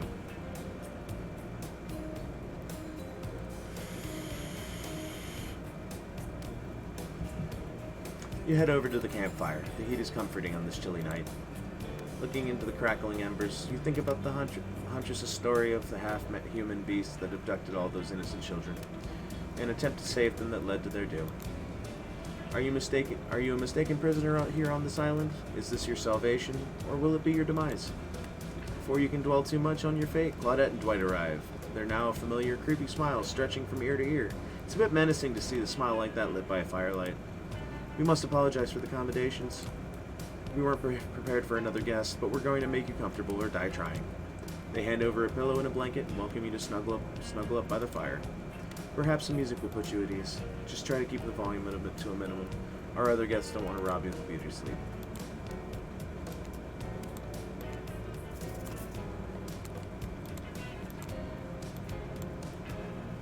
Let's do it.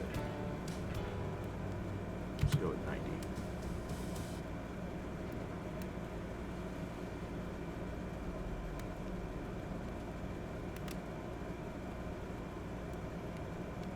That's just really ambient, creepy background music. Cool. Sure. Let's go with 96. Alright, let's talk about work. For us, That's fucking Matthew Cote's voice. first of all, the community is you out there. It's you and everybody else. I found Cote's voice. Talking about the game, creating content related to the game, being inspired by the game to write music or to make outfits. Okay, enough of you. Everybody that's part of what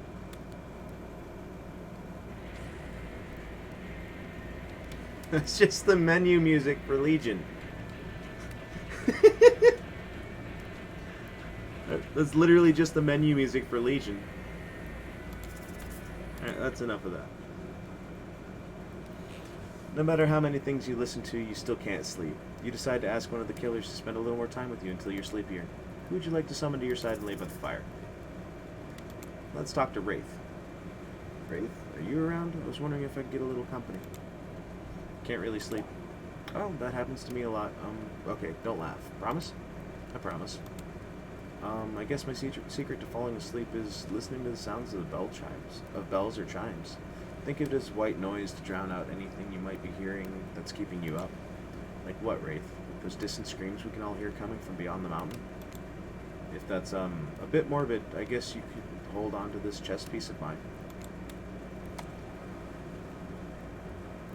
It's a knight. They're brave, like I wish I were. And the horsey is cute.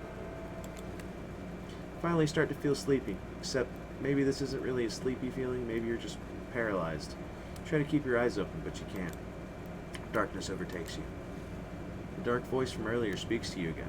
It shouldn't still be as spooky. By now you've had a whole day of strange voices in your head, but this one is still undeniably odd.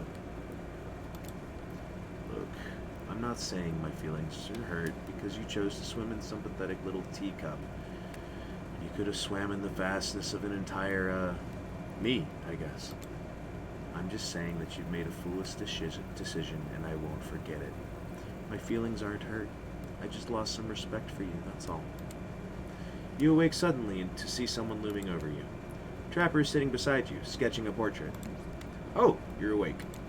I saw you with the Wraith right before bedtime. You should know, they're not what they seem. Not like me, who's obviously completely honest and trustworthy. I was out checking to make sure you weren't sleeping near one of my... Actually, never mind. Just be careful where you sit. But since I'm here, I'd like to share two things with you. One, I do not take rejection well. We figured that out last time. Two, the first thing is very important to remember. Were you drawing me? Trapper doesn't answer. You aren't drawing stink plants raining out of me from me, are you? Still nothing from Trapper. Look, I'm not an easy guy to get along with, but I am an easy guy to spend time with.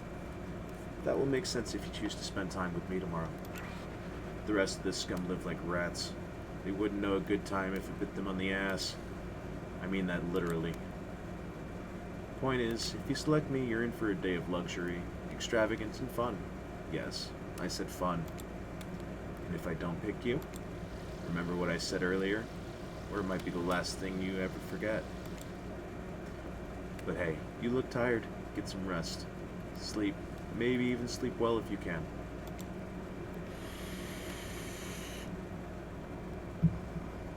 Just try not to roll over to the 15 feet to your left. Finally alone, for real this time. Maybe. You drift off to sleep again. Hopefully you're not poisoned.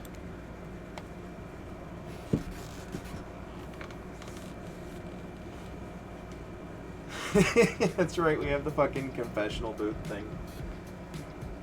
Oh. This is such a fun game. Wait a second, where are we? This isn't... Oh jeez, it's one of those reality show confessional rooms where all the contestants talk directly to the camera. I think today went really well. These were some of my first interactions with someone who isn't a parent that didn't end in bloodshed or untimely perishing in my Russian cottage. So I'm counting today as a win, no matter what happens. What do I think of the newcomer? Do I have to say? Oh, I do. Attractive, mysterious. I really don't know many other words since I was raised by my mom in the woods, so she was skewered by an elk and I had to wash her entrails off my seraphim. That being said, the other three should make sure to be on their guard. I don't know who this newcomer is. I don't know who this newcomer will want to spend time with tomorrow, but I, for one, will not let my guard down easily. Who knows about the others?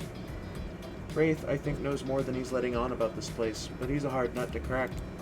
Meanwhile, Spirit is just screaming all the time. Major buzzkill. And Trapper, ugh. Where do I even begin with Trapper? He's buff, but daddy issues much? Sheesh. Look, I don't need anyone. I've been perfectly fine on my own since my mother died. I eat a fine diet of raw deer, bear, and human, and I'm fit as a fiddle.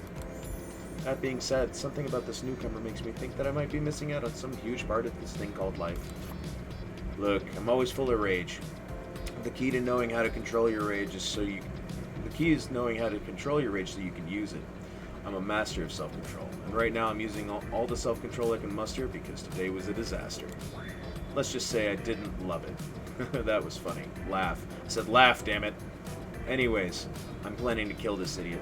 Don't tell them though. I want to lead them on a little more. It will make it that much better for me when they're screaming.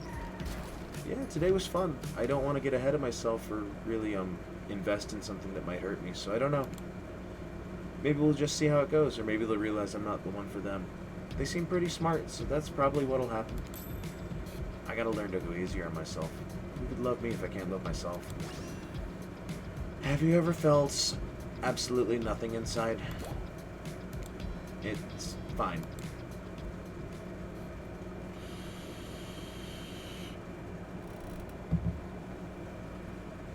You open your eyes. The sun is shining. There's not a cloud in the sky, and you feel great. Totally well rested. You're not even suspicious of the fact that you fell asleep by the campfire, but woke up several yards down the beach. Wait, are you on vacation? Was yesterday nothing more than a strange dream? No, not a dream. You really are here for another day. Why, I have no idea, but you're obviously a weirdo. Speaking of weirdos, I see the rest of the gang is hanging out on the beach. This is definitely not a dream. I wouldn't rule out a nightmare just yet, though. At least they make for sexy bunch, though. No? And talk about sexy, here comes Trickster, carrying coffee. Morning, beautiful. I thought you might like a nice cup of joe to start this incredible day off right. Should I drink it this time? Because I skipped out on it last time. Trickster seems suspiciously cheerful. I'm sure there's nothing nefarious behind his joyful demeanor, though. Everyone knows musicians are morning people.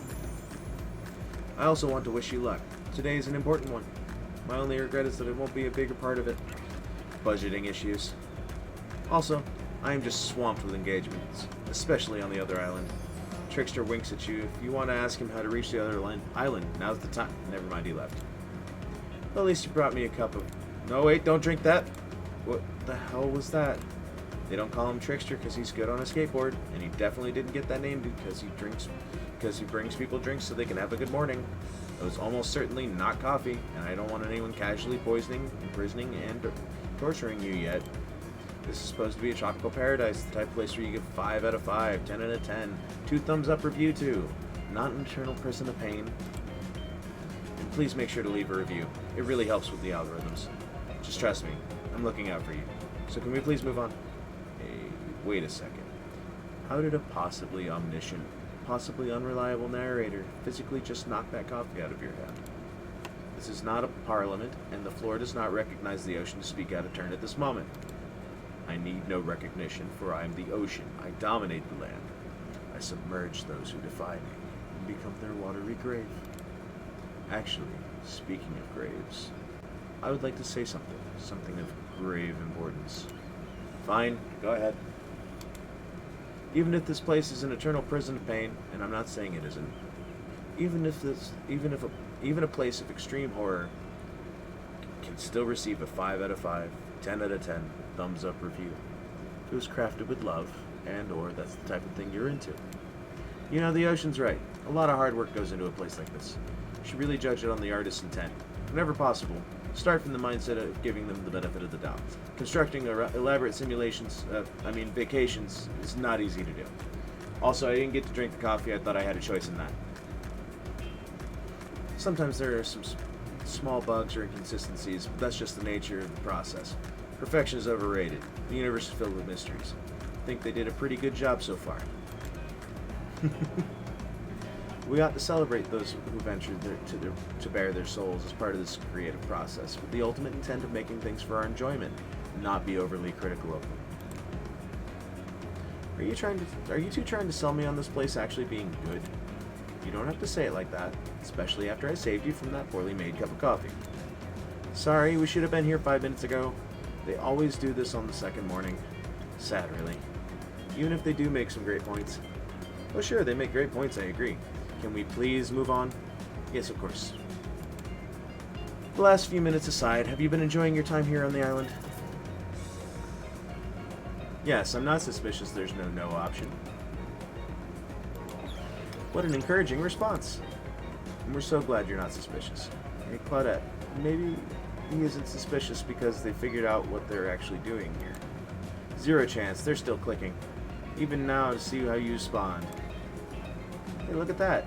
Yeah, they don't know anything. Doesn't matter though. We're so happy you're to hear you're having fun. I didn't say I was having fun. We're all having fun. Do you hear us? We're all having fun. We do need to ask you one more question though. We all had to sign away our rights to say anything negative about this place. Would you please sign this non-disparagement agreement? I said no last time. Yes, I would hereby agree to participate in a verbal contract stating that I will never say anything negative about my stay here on this island. Perfect. Delightful. Excellent. Yes, yes! Hey, it's still totally cool if you have constructive feedback. The place to leave that is in a positive review. Because we all know that nobody reads negative reviews of games or resorts like this. Anyway, I see Dwight and Claudette have gone into a trance with the grumbling I hear from your belly, that can mean only one thing. Breakfast. Time to rehydrate.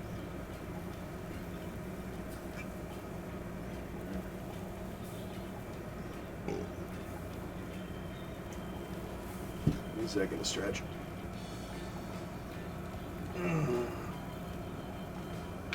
Ow, I popped in like 6 places. I think at least one of them got caught on the fucking camera or microphone. Sorry, a bunch of notifications.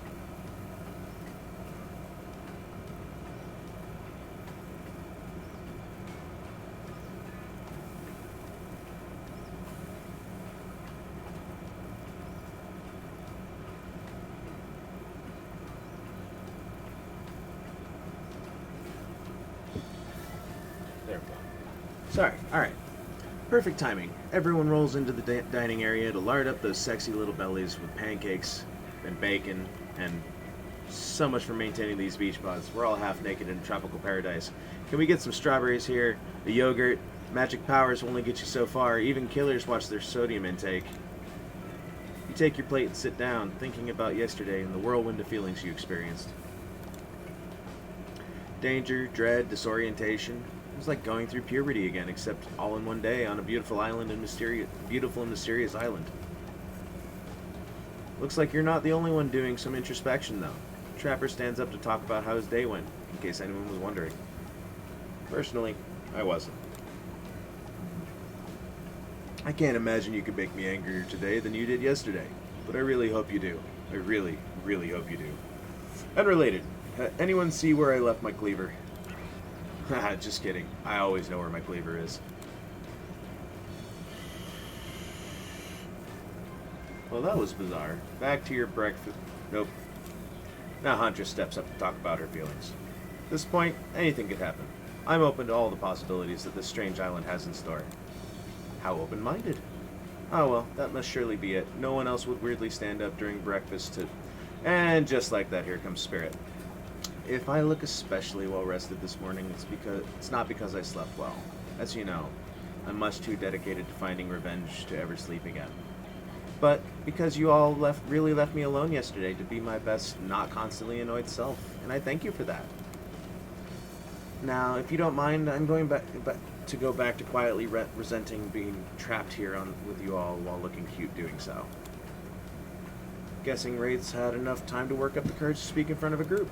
Ah, perfect. There he is. Take us home, Wraith. There may be something off about this island, but it's doing wonders for you. I mean, I meant, like, you look well rested. Like you just got some good sleep, and, oh, good lord, never mind. Now they're all looking at you expectantly. Wait, are you supposed to stand up and explain how yesterday made you feel? I think I need to process everything by myself. I'll see you all soon. Damn, what a power play. Keep 'em wanting more. You're getting good at this game, or sexy true-to-life experience.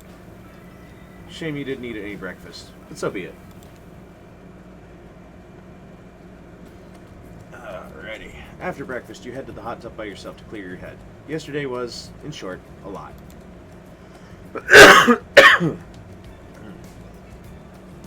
Before you get there, though, something catches your attention.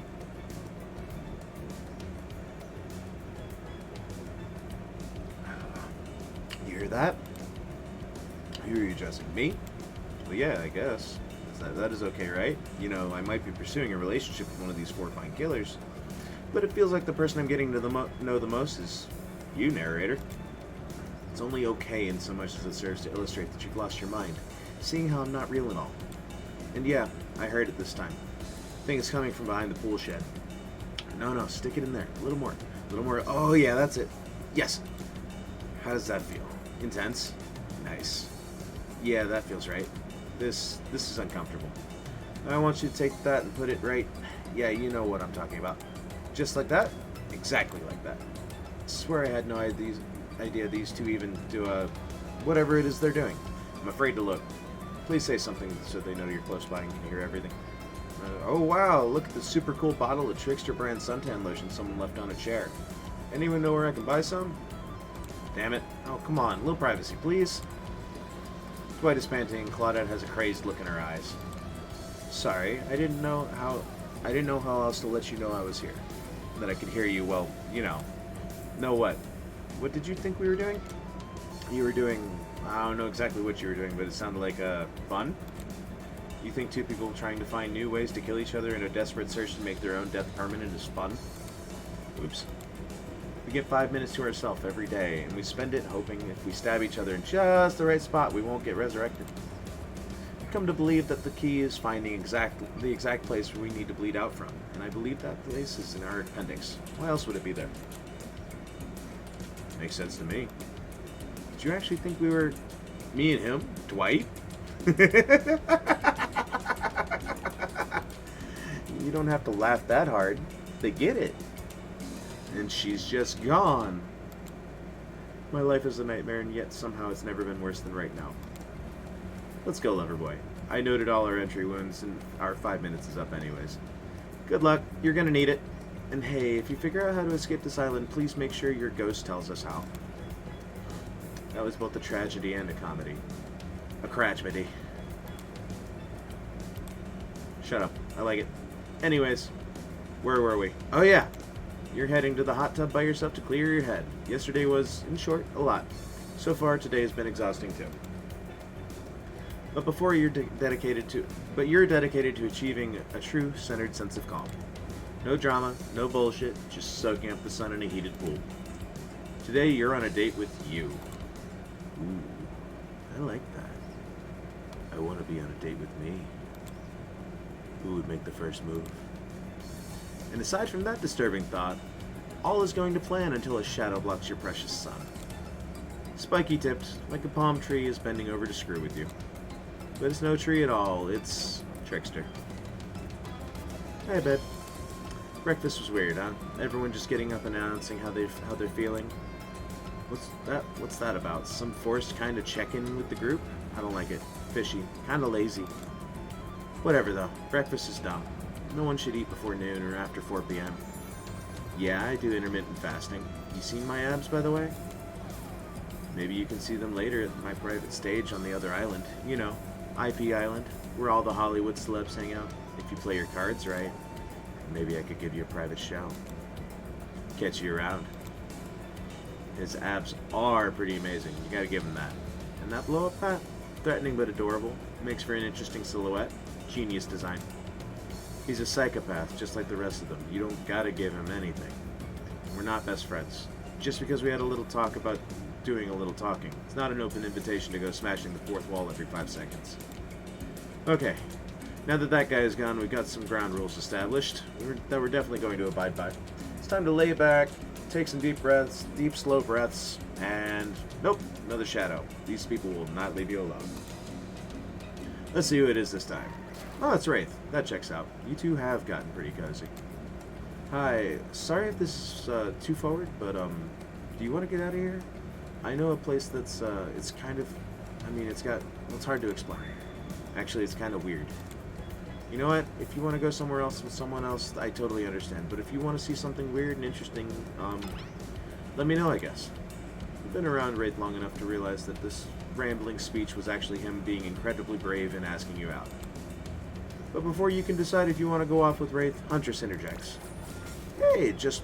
Damn, my voice fucking cracked. Hey, just wanted to give you a chance to head out with me to a cute beach house instead of wherever this guy is going to take you.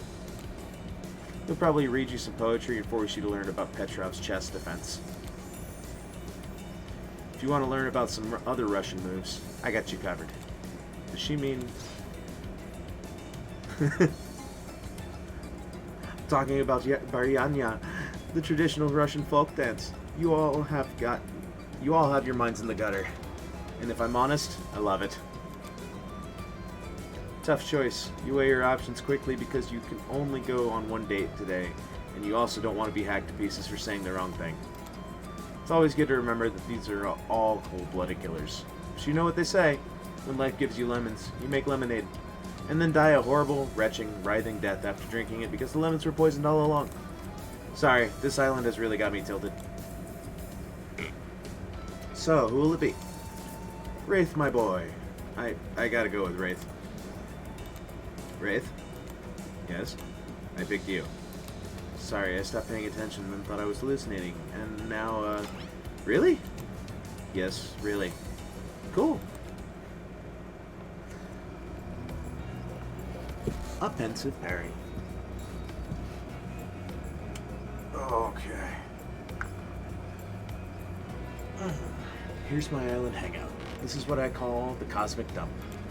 I know, it's one of those first draft gonna change it later names that I just kinda sticks. Dump is being kind. It's a massive collection of seemingly ancient ruins that simultaneously appear to have been recently abandoned. And a little beat up. There are stone obelisks, strange carvings, ritual tables. Is that a car? It's pretty weird. Like a collection of things from different, I don't know, places?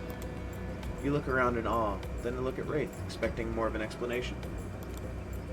There's a very long, very awkward pause. I'm gonna break the silence. So what's your... Just as you decided to talk, Wraith also worked up the courage to say something. How adorably awkward. You both stop talking, wait a second, and then start talking again at the same time. This is hard to watch. Next thing you know, you both start nervously laughing at how awkward this is. Wraith finally makes eye contact with you. And after what seems like an eternity, Wraith manages an entire sentence. So, what brings you to the island? It's slick. I have no idea. An honest answer. Wraith lights up the most excited you've seen him. Me neither. And that's all he's got for you. This guy's a hard nut to crack. Wraith looks at you with his always sad puppy dog eyes, searching for something to say, anything to talk about. He clears his throat. You remember my bell? I showed it to you yesterday. Of course. Wraith pulls it out. The bell, you perv. Well, I just think it's really nice you picked me to hang out with, and, Wraith gives it to you. Excuse me, the bell? He gives you the bell. Get your mind out of the gutter, jeez. More shocked that Wraith gave up his bell. I want you to have it. Please take care of it. You know how much it means to me.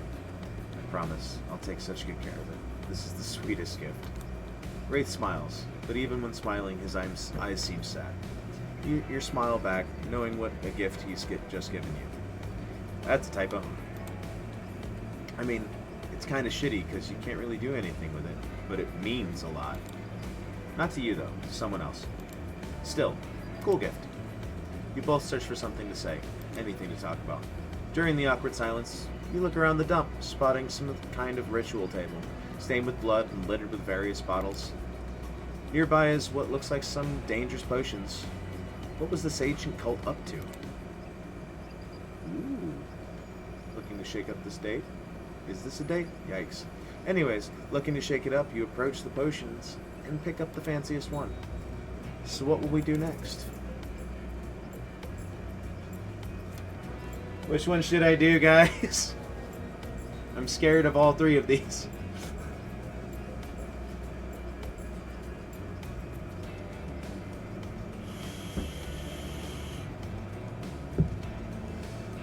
Anyone got any idea?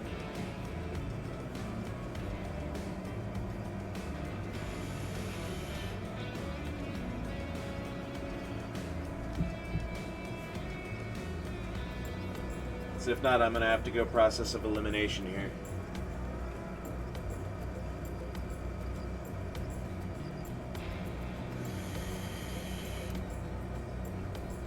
Pour one out for the homies. I like that. You take the potions and pour them out. No one else will ever suffer.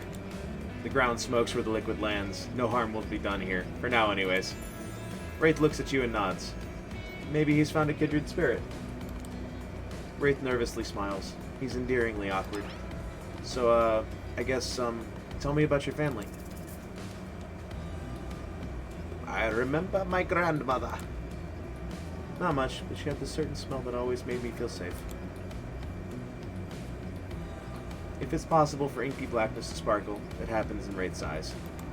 I remember my grandmother too. She kept me safe. The wrinkles in her hands as she held onto me for dear life. How she soothed me during. Wraith's eyes water as he trails off. Poor sad boy. Grandmothers are the best of us. I'm glad we share that bond. Sexual tension in the air is palpable. Maybe it's just regular tension. Hard to tell with this guy. You look around for anything to distract you. I'm going to comment on the night. Hoping it might turn into something a little more hands-on, you lay back and look at the stars. Sure is a beautiful night. Wraith joins you and starts soliloquizing about the constellations. I can see well in the dark, so I'm pretty good at picking stars out. How about you? You think you can take me on in the constellation trivia? I'm not good at constellations, but I'll fucking try. I've learned a lot laying on my back, looking up at the sky, that is. Okay, then let's see how many of these questions you get right. Deal. Question the first. This constellation roughly translates to sea whale and is located in the region of the sky alongside other water-related constellations. Don't think it's Aquarius. I believe that's I think that's a fish, isn't it? It's not a whale. I've never heard Cetus before. Let's try that. See this? Wraith cocks an eyebrow, perhaps realizing he underestimated you. You smile proudly. I picked the one I wasn't familiar with because it's the only one that I was pretty sure could have been close. Okay, maybe you just got lucky. Okay, question the second. What do we call the constellations located in the ecliptic, or path of the sun? It sure as hell ain't the Zodiac, and it sure as hell ain't the Big Dipper. Let's go with Ziggo Cities. Wraith claps his hands. Nope. In fact, I just made that word up. This is fun. You roll your eyes playfully. Well, I'm glad one of us is having fun. Last question. Question the third. This constellation was first described by Nicolas Louis de Lassille and roughly translates to pendulum clock.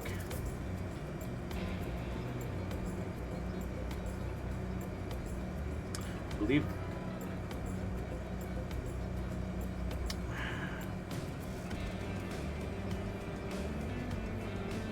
I don't fucking know, actually. Again, I'm not good with stars. Let's go with this one. Wraith nods, impressed. I got it right by happenstance this time. Okay, I thought that was tough, but you got it. Good job. You got 2 right. You want a medal or something? At least now you know the Big Dipper isn't a constellation. That was fun. Thank you. I feel like you're warming up. You feel like you're finally warming up Wraith, so you unleash the big guns. You want to play Truth or Dare? That's the big guns? Wraith looks mortified, but tries to keep it together. Maybe this is progress. I guess so, but only if I can ask first. Deal. Truth or Dare? Let's stick with truth. How about truth? If you were a plant, what kind of plant would I be?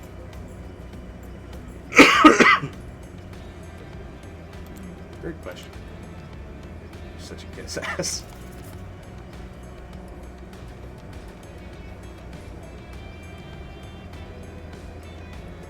That's a tough question, actually. That's a tough fucking pair of choices, actually. Prickly to most people, but I actually like the rhododendron more. Very flowery description. Thought it was funny. I don't think Wraith cared for it, though. Too bad you can't woo me. You can't. Okay. Dare. Show me something. Show me something you'd never show anyone else. You're about to see something many other people have seen. Wraith looking incredibly uncomfortable. I'm sorry, that's a bad dare. Too vague. It's just, truth or fair, dare just makes me feel Thank you for being patient with me. I need to try to be more open with people. Starting now. Wraith clears his throat. And that way a lazy writer would make him do if they wanted to signify something important and different was coming up. Let's see if we're right. Do you have my bell? I want to show you something. We were right. Take a drink. Fine. Ugh. Is this not a drinking game? Damn, missed my opportunity. Of course I have it. You reach for it, but it's gone. I swear I had it. I don't know what could have happened. We'll need to find it for... Oh, god damn it. But Claudette and Dwight burst in and interrupt. It seems like they have a very dramatic announcement. We have a very dramatic announcement, of course. See? Told you so. But it needs to take place at the beach. This is that interruption shit, isn't it? You arrive at the beach, but something feels off. You can't quite put your finger on it, but you feel uneasy. And cold. And here's why. Spirit appears as if from nowhere. Hey, bet you didn't expect this from a hot... Bet you didn't expect this hot piece of sass. What, goth girlfriends can't make silly sexy puns from time to time? Dwight and Claudette, scram! Yeah, I use these two simpletons to dupe you. You're easy to dupe. Maybe because deep down, you wanted to be duped. There's no way Wraith can be keeping you happy. Spirit's usual disaffected nature is giving way to some combination of disgust and desperation. It's kind of working. Wraith's fake. He's not even a real ghost. He only pretends he doesn't want people to care about him. But really, that's all he wants. And he wants it more than anything. Can you imagine wanting something? So cringe. I bet he won't even tell you his theory about this island. What a fake. You deserve to be someone real. A real ghost. Someone who really doesn't give a shit.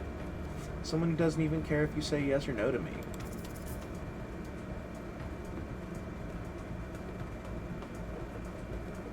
Genuinely, this is the truth.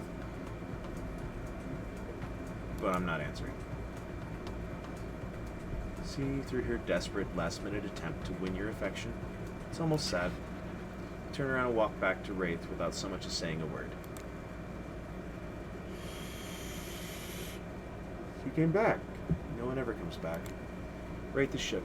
Are those tears welling up in his eyes? You can't tell because he looks away. There's a sniffle. And he looks back at you, beaming. I want to show you something. You follow Wraith to a corner of the ruins that you haven't seen. He brushes aside some dead leaves and branches, revealing a hatch in the ground. Want to do the honors?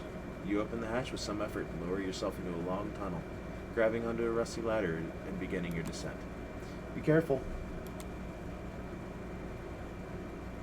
You descend into a spooky, dimly lit room. It looks like an ancient ritual chamber. Torches, tapestries, engraved skulls, and animal remains. On one end is a set of intricately carved locks and cuff mechanisms on the wall, a torture area. On the other is a side table with potions, books, and maps. I want to look at the map. You unfurl one of the larger, rolled-up pieces of canvas, revealing a detailed map of the island. It's all here. Trapper's Cave, Spirit's Lighthouse, Huntress's Cabin. All the common areas, even IP Island up in the corner with little hearts drawn around it. Figure out the layout of the entire island. I need to know what I'm saying, what it is I'm trying to escape from. If I could fucking read. Let's look at the book. Pick up one of the larger leather-bound books and Wraith walks over, opening to a specific page. You see incantations, symbols, a drawing of someone chained to the wall. Different language you can't read except for the words Cult of the Black Veil. Conveniently, those words are in exactly the language you can read. From everything I've found, I think these ruins are of an ancient cult. They seem to be devoted to some type of sentient evil. I think they used this island, or maybe the person they worship did, and I think they used this ritual site to travel to and from the island. I think they sacrificed people on this tortured wall in order to open some portal out of here. You walk over to the wall and examine the chains and locks. It looks like some kind of torture wall. Wow, what happened to the people here? Did they keep you prisoner? Excuse me. It looks like they were tortured, but from what I've been able to dig up, it was something more, ritualistic, serving a larger purpose. I have reason to believe those prisoners weren't alive for long. Do you think the cult of the Black Veil is still around? Are we in danger? I don't know. Maybe. But I have a plan. All we need, and right as you're finally about to get some of that sweet, sweet information you've been lusting after, Claudette and Dwight pop in again. This time they swear it's for a good reason. I promise we're not being manipulated this time. Honest. It's time for dinner, you silly gooses. Come get some.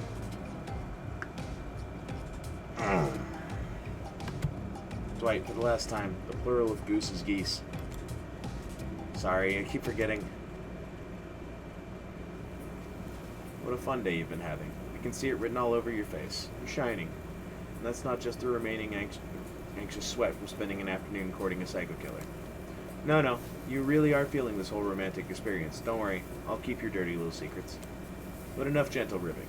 It's time to get back to business. All the appetizing singles have arrived for dinner, including Trickster. Wraith's here too. Or Wraith. We're not going to do the gag where you cram them all on the screen at the same time again, so just believe me. They're all here. And they're just as sexy and demented as you remember. With your love on the line, everyone is being very careful not to offend you by saying the wrong thing. Congrats, by the way, on getting this far. I'm surprised as you are that these four are falling for you. No, not because of your personality, but because you just met them yesterday. However, since Trapper seems like the biggest long shot to end up holding onto your heart, he throws caution to the wind and speaks up. It's a pretty small consolation prize for being the least loved killer on Murderer's Island, but hey, letting them have this one moment in the spotlight is it's the least we can do. And heaven knows they won't do any better than that. If I'm dining solo, I'm eating what I want, and you're all eating it too. Lamb shank, rare. Salt, pepper, no sauces allowed. And serve it with one single piece of broccoli so Wraith won't complain. I'm actually down for that meal. I like broccoli. It gives me horrible gas. I don't like that. Buddy, wait till you smell what rare lamb does to my bowels. It's awesome. God damn it. Dinner will be served shortly, but certain power brokers would like to know about your day. Would you like to share your day with the rest of the group? You've had an interesting day, that's for sure. But how will you describe it to the others? Say too much or too little, and it could affect your standing with the group. Okay, but don't just sit there saying nothing. Nothing is not an option. Just say I had a great time. It was fun. We had a great time and played Constellation Trivia. The whole thing left me starry-eyed. Everyone rolls their eyes. Talk about sexy. No, really. If you're going to tell us a story, talk about something sexy instead of whatever that was. Wraith smiles. You're strangely good at getting him to do that. Dwight and Claudette bring out dinner. Everyone eats in silence. No one trusts anyone now. They are all very tired. Oh wait, no, sorry. That's a dreary supernatural horror thriller set in Antarctica. Not a charming parody dating sim set in an undisclosed tropical paradise. Bony appetit? Don't you mean bone? No, almost everything we serve has a lot of bones in it. Even the vegetables. Possible to avoid on this island. Everyone eats without speaking. Tensions are rising, both of the sexual and deadly variety. When everyone finishes, Dwight and Claudette come back to clean up the table. They linger around as you pick as they pick up your plate, take your napkin, and dust crumbs off the table. What would you like to say to the servants? I'm gonna thank them. Your top-notch service is much appreciated. Everyone, if you would please be so kind as to follow us to the fire pit, we'd greatly appreciate it. We've been told something big is going to happen, something that will change everything. You can go willingly, or you can go unwillingly. You have no choice. Tough cookies. Did you have a choice on how you said that, dweeb? Yes, and I immediately regret how I did. Good. Something needs to change around here. Fire is rebirth. Fire illuminates the soul. I hope the fire isn't too smoky. It hurts my eyes. I have pretty sensitive eyes. Also, I'm horribly afraid of it. The fire, I mean, not my eyes. Because of the childhood trauma involving fire. And finally, everyone starts moving towards the fire pit, if only to get away from Wraith's complaining.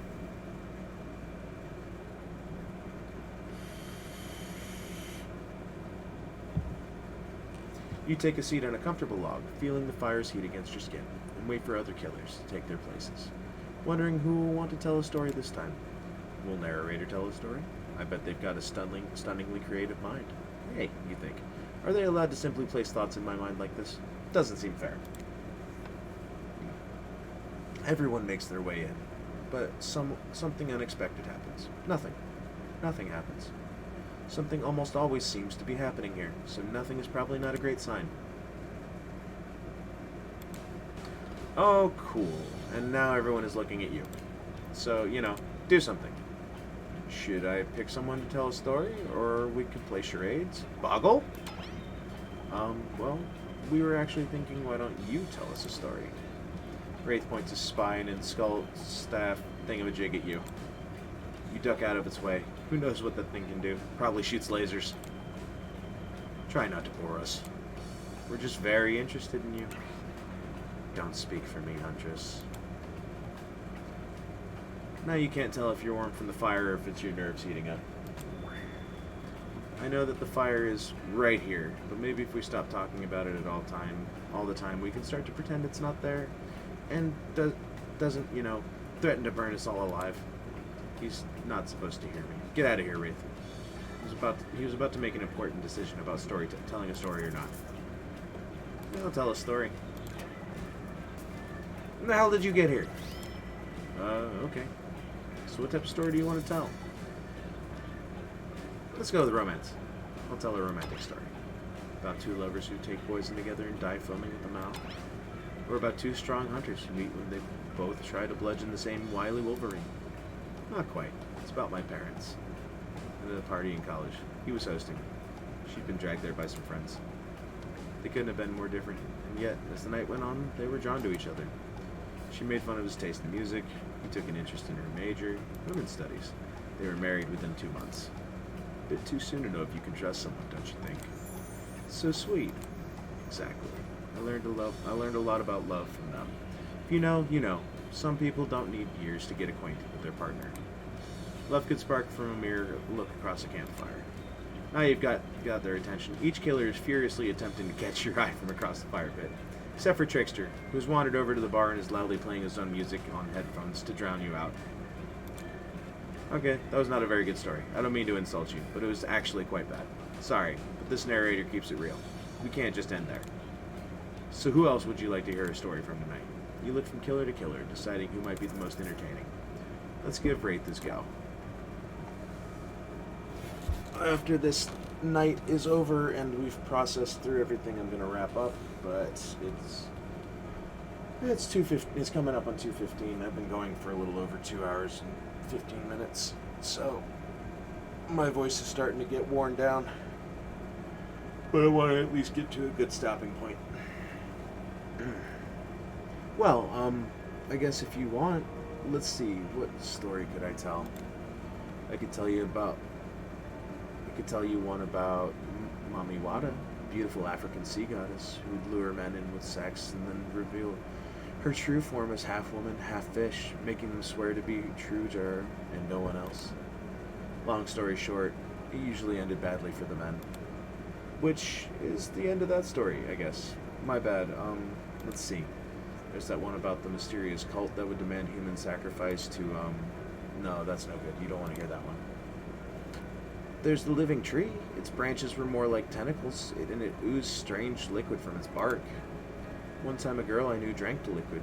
She disappeared that night. But a week later, a new tree appeared, and a very familiar-looking face etched into the bark. No, that's a bad story. That could never happen. What about something truly horrifying? One time I was doing my maths and I mixed up the quadratic equation with the Pythagorean theorem. Just for a second, in my mind, I guess I was tired. But wow, that was really scary. Jesus Christ. I want to hear more about the half-fish lady, particularly the fish part. It's not just you. Half the time I have no idea what the hell Trapper is talking about either. When you're hot and rich and extremely scary, you start to think people will just accept whatever you say. That was story time. A lot of people like to take pot shots at sequels, but I think every good story deserves a follow-up. When you think it's the end, and the sequel is almost never as rewarding as the original. That's why I'm much more of a fan of the episodic storytelling type. Knowing it's a series takes a lot of pressure off any individual installment and builds a greater sense of community between audience and creator. Tell me, if you could delete any sequel from existence, what would it be? Don't answer that. We don't actually care. We're just here to make sure that we seamlessly move on to the next segment of the evening. God forbid my small talk get in the way of a romantic Twilight moment. Dwight, I'm gonna need you to shut your yap trap. You know we need to get back to that thing we do whenever we're not on screen. Okay. You have fun tonight and try not to, end up dead. Why did you say the words wink wink out loud? What kind of double entendre are you getting at with the end up dead thing? Dwight is physically incapable of winking, not since the accident. You do know that all these people are despicable criminals with double-digit kill counts, right? Well, except for Spirit. She really doesn't belong here. She's strictly a victim, not a perpetrator. No wonder she's pissed. Did I hear somebody trash-talking Spirit? Deal me in. What do you say we take this talk to the hot tub so I can soak this bod while I roast that ghost with some killer hot takes? Jesus Christ. Please, enough talk of burns. Things that are lit are getting blazed. It's enough that these activities have to be set next to a literal fire. Must I be surrounded with a figure of flames as well? What if we turned and ran as far away from this place as we could? Just you and me. On those spindly legs, you'd probably tire before you got too far. It's running away to someplace more secluded that you're after. You should obviously join me. Have you seen these legs? Pure power. Not that my walk speed really reflects my giant stature, but that's because I choose to move slowly for stealthy reasons. It's my own choice, and it's completely logical. Why is everyone so obsessed with comparing themselves to each other and creating drama? I'm so over all that. Don't you get it? Society wants to trick you into fighting with each other so that corporations can swoop in and sell you fake solutions to your fabricated problems. I'll be sitting in the shade, drinking something locally sourced while thumbing through a public domain novella printed on recycled paper, because I refuse to play their game anymore. It's like she's actively trying to be as unappealing as possible. Does it really turn anyone else on, or is it just me? Despite Trapper's insatiable appetite, it seems his attention, along with the attention of everyone else, is on you for the moment. If you could, I don't know, just pick one of us, maybe we could all move on with our lives, or, some special projects we might have going on. You heard him. Who will it be? Who will you head off for an evening activity with? I'm just saying, you may not get a ton of chances to date around like this before your time on Murderous Island comes to a close. And no, I'm not satisfied with that name either. But with this streaming reality TV dating show boom happening, it's pretty much all that wasn't taken. Which killer will you pick? And yes, we're back to excluding Trickster because, that guy. This is actually a perfect point for me to not stop. It won't let me save here. Great. But we'll go ahead and pick Wraith. I knew you'd never pick me. Who am I kidding?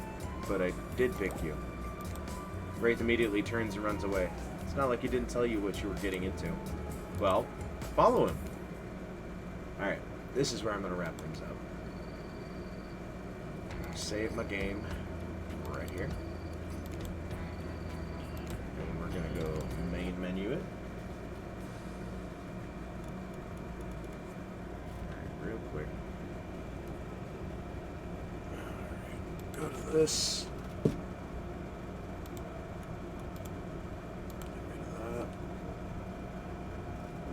Oh, fuck.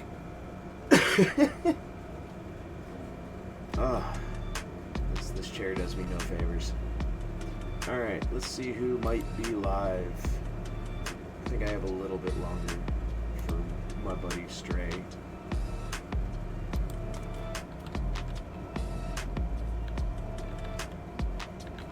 Yep, there he is. He's playing the mortuary assistant. Let's fucking go. Alright, I love you all. You've been amazing. Thank you for hanging out and listening to me half-ass narrate shit. This has been a great time, and we'll continue this game next Friday. Monday, if I can get the motivation up to stream, I'm going to pick up one of my other single-player games. Wednesday, we'll go back to Dead by Daylight. And Friday's going to be this till I get bored of this. I love you all. Take it easy. And I'll see you soon. Thank you again.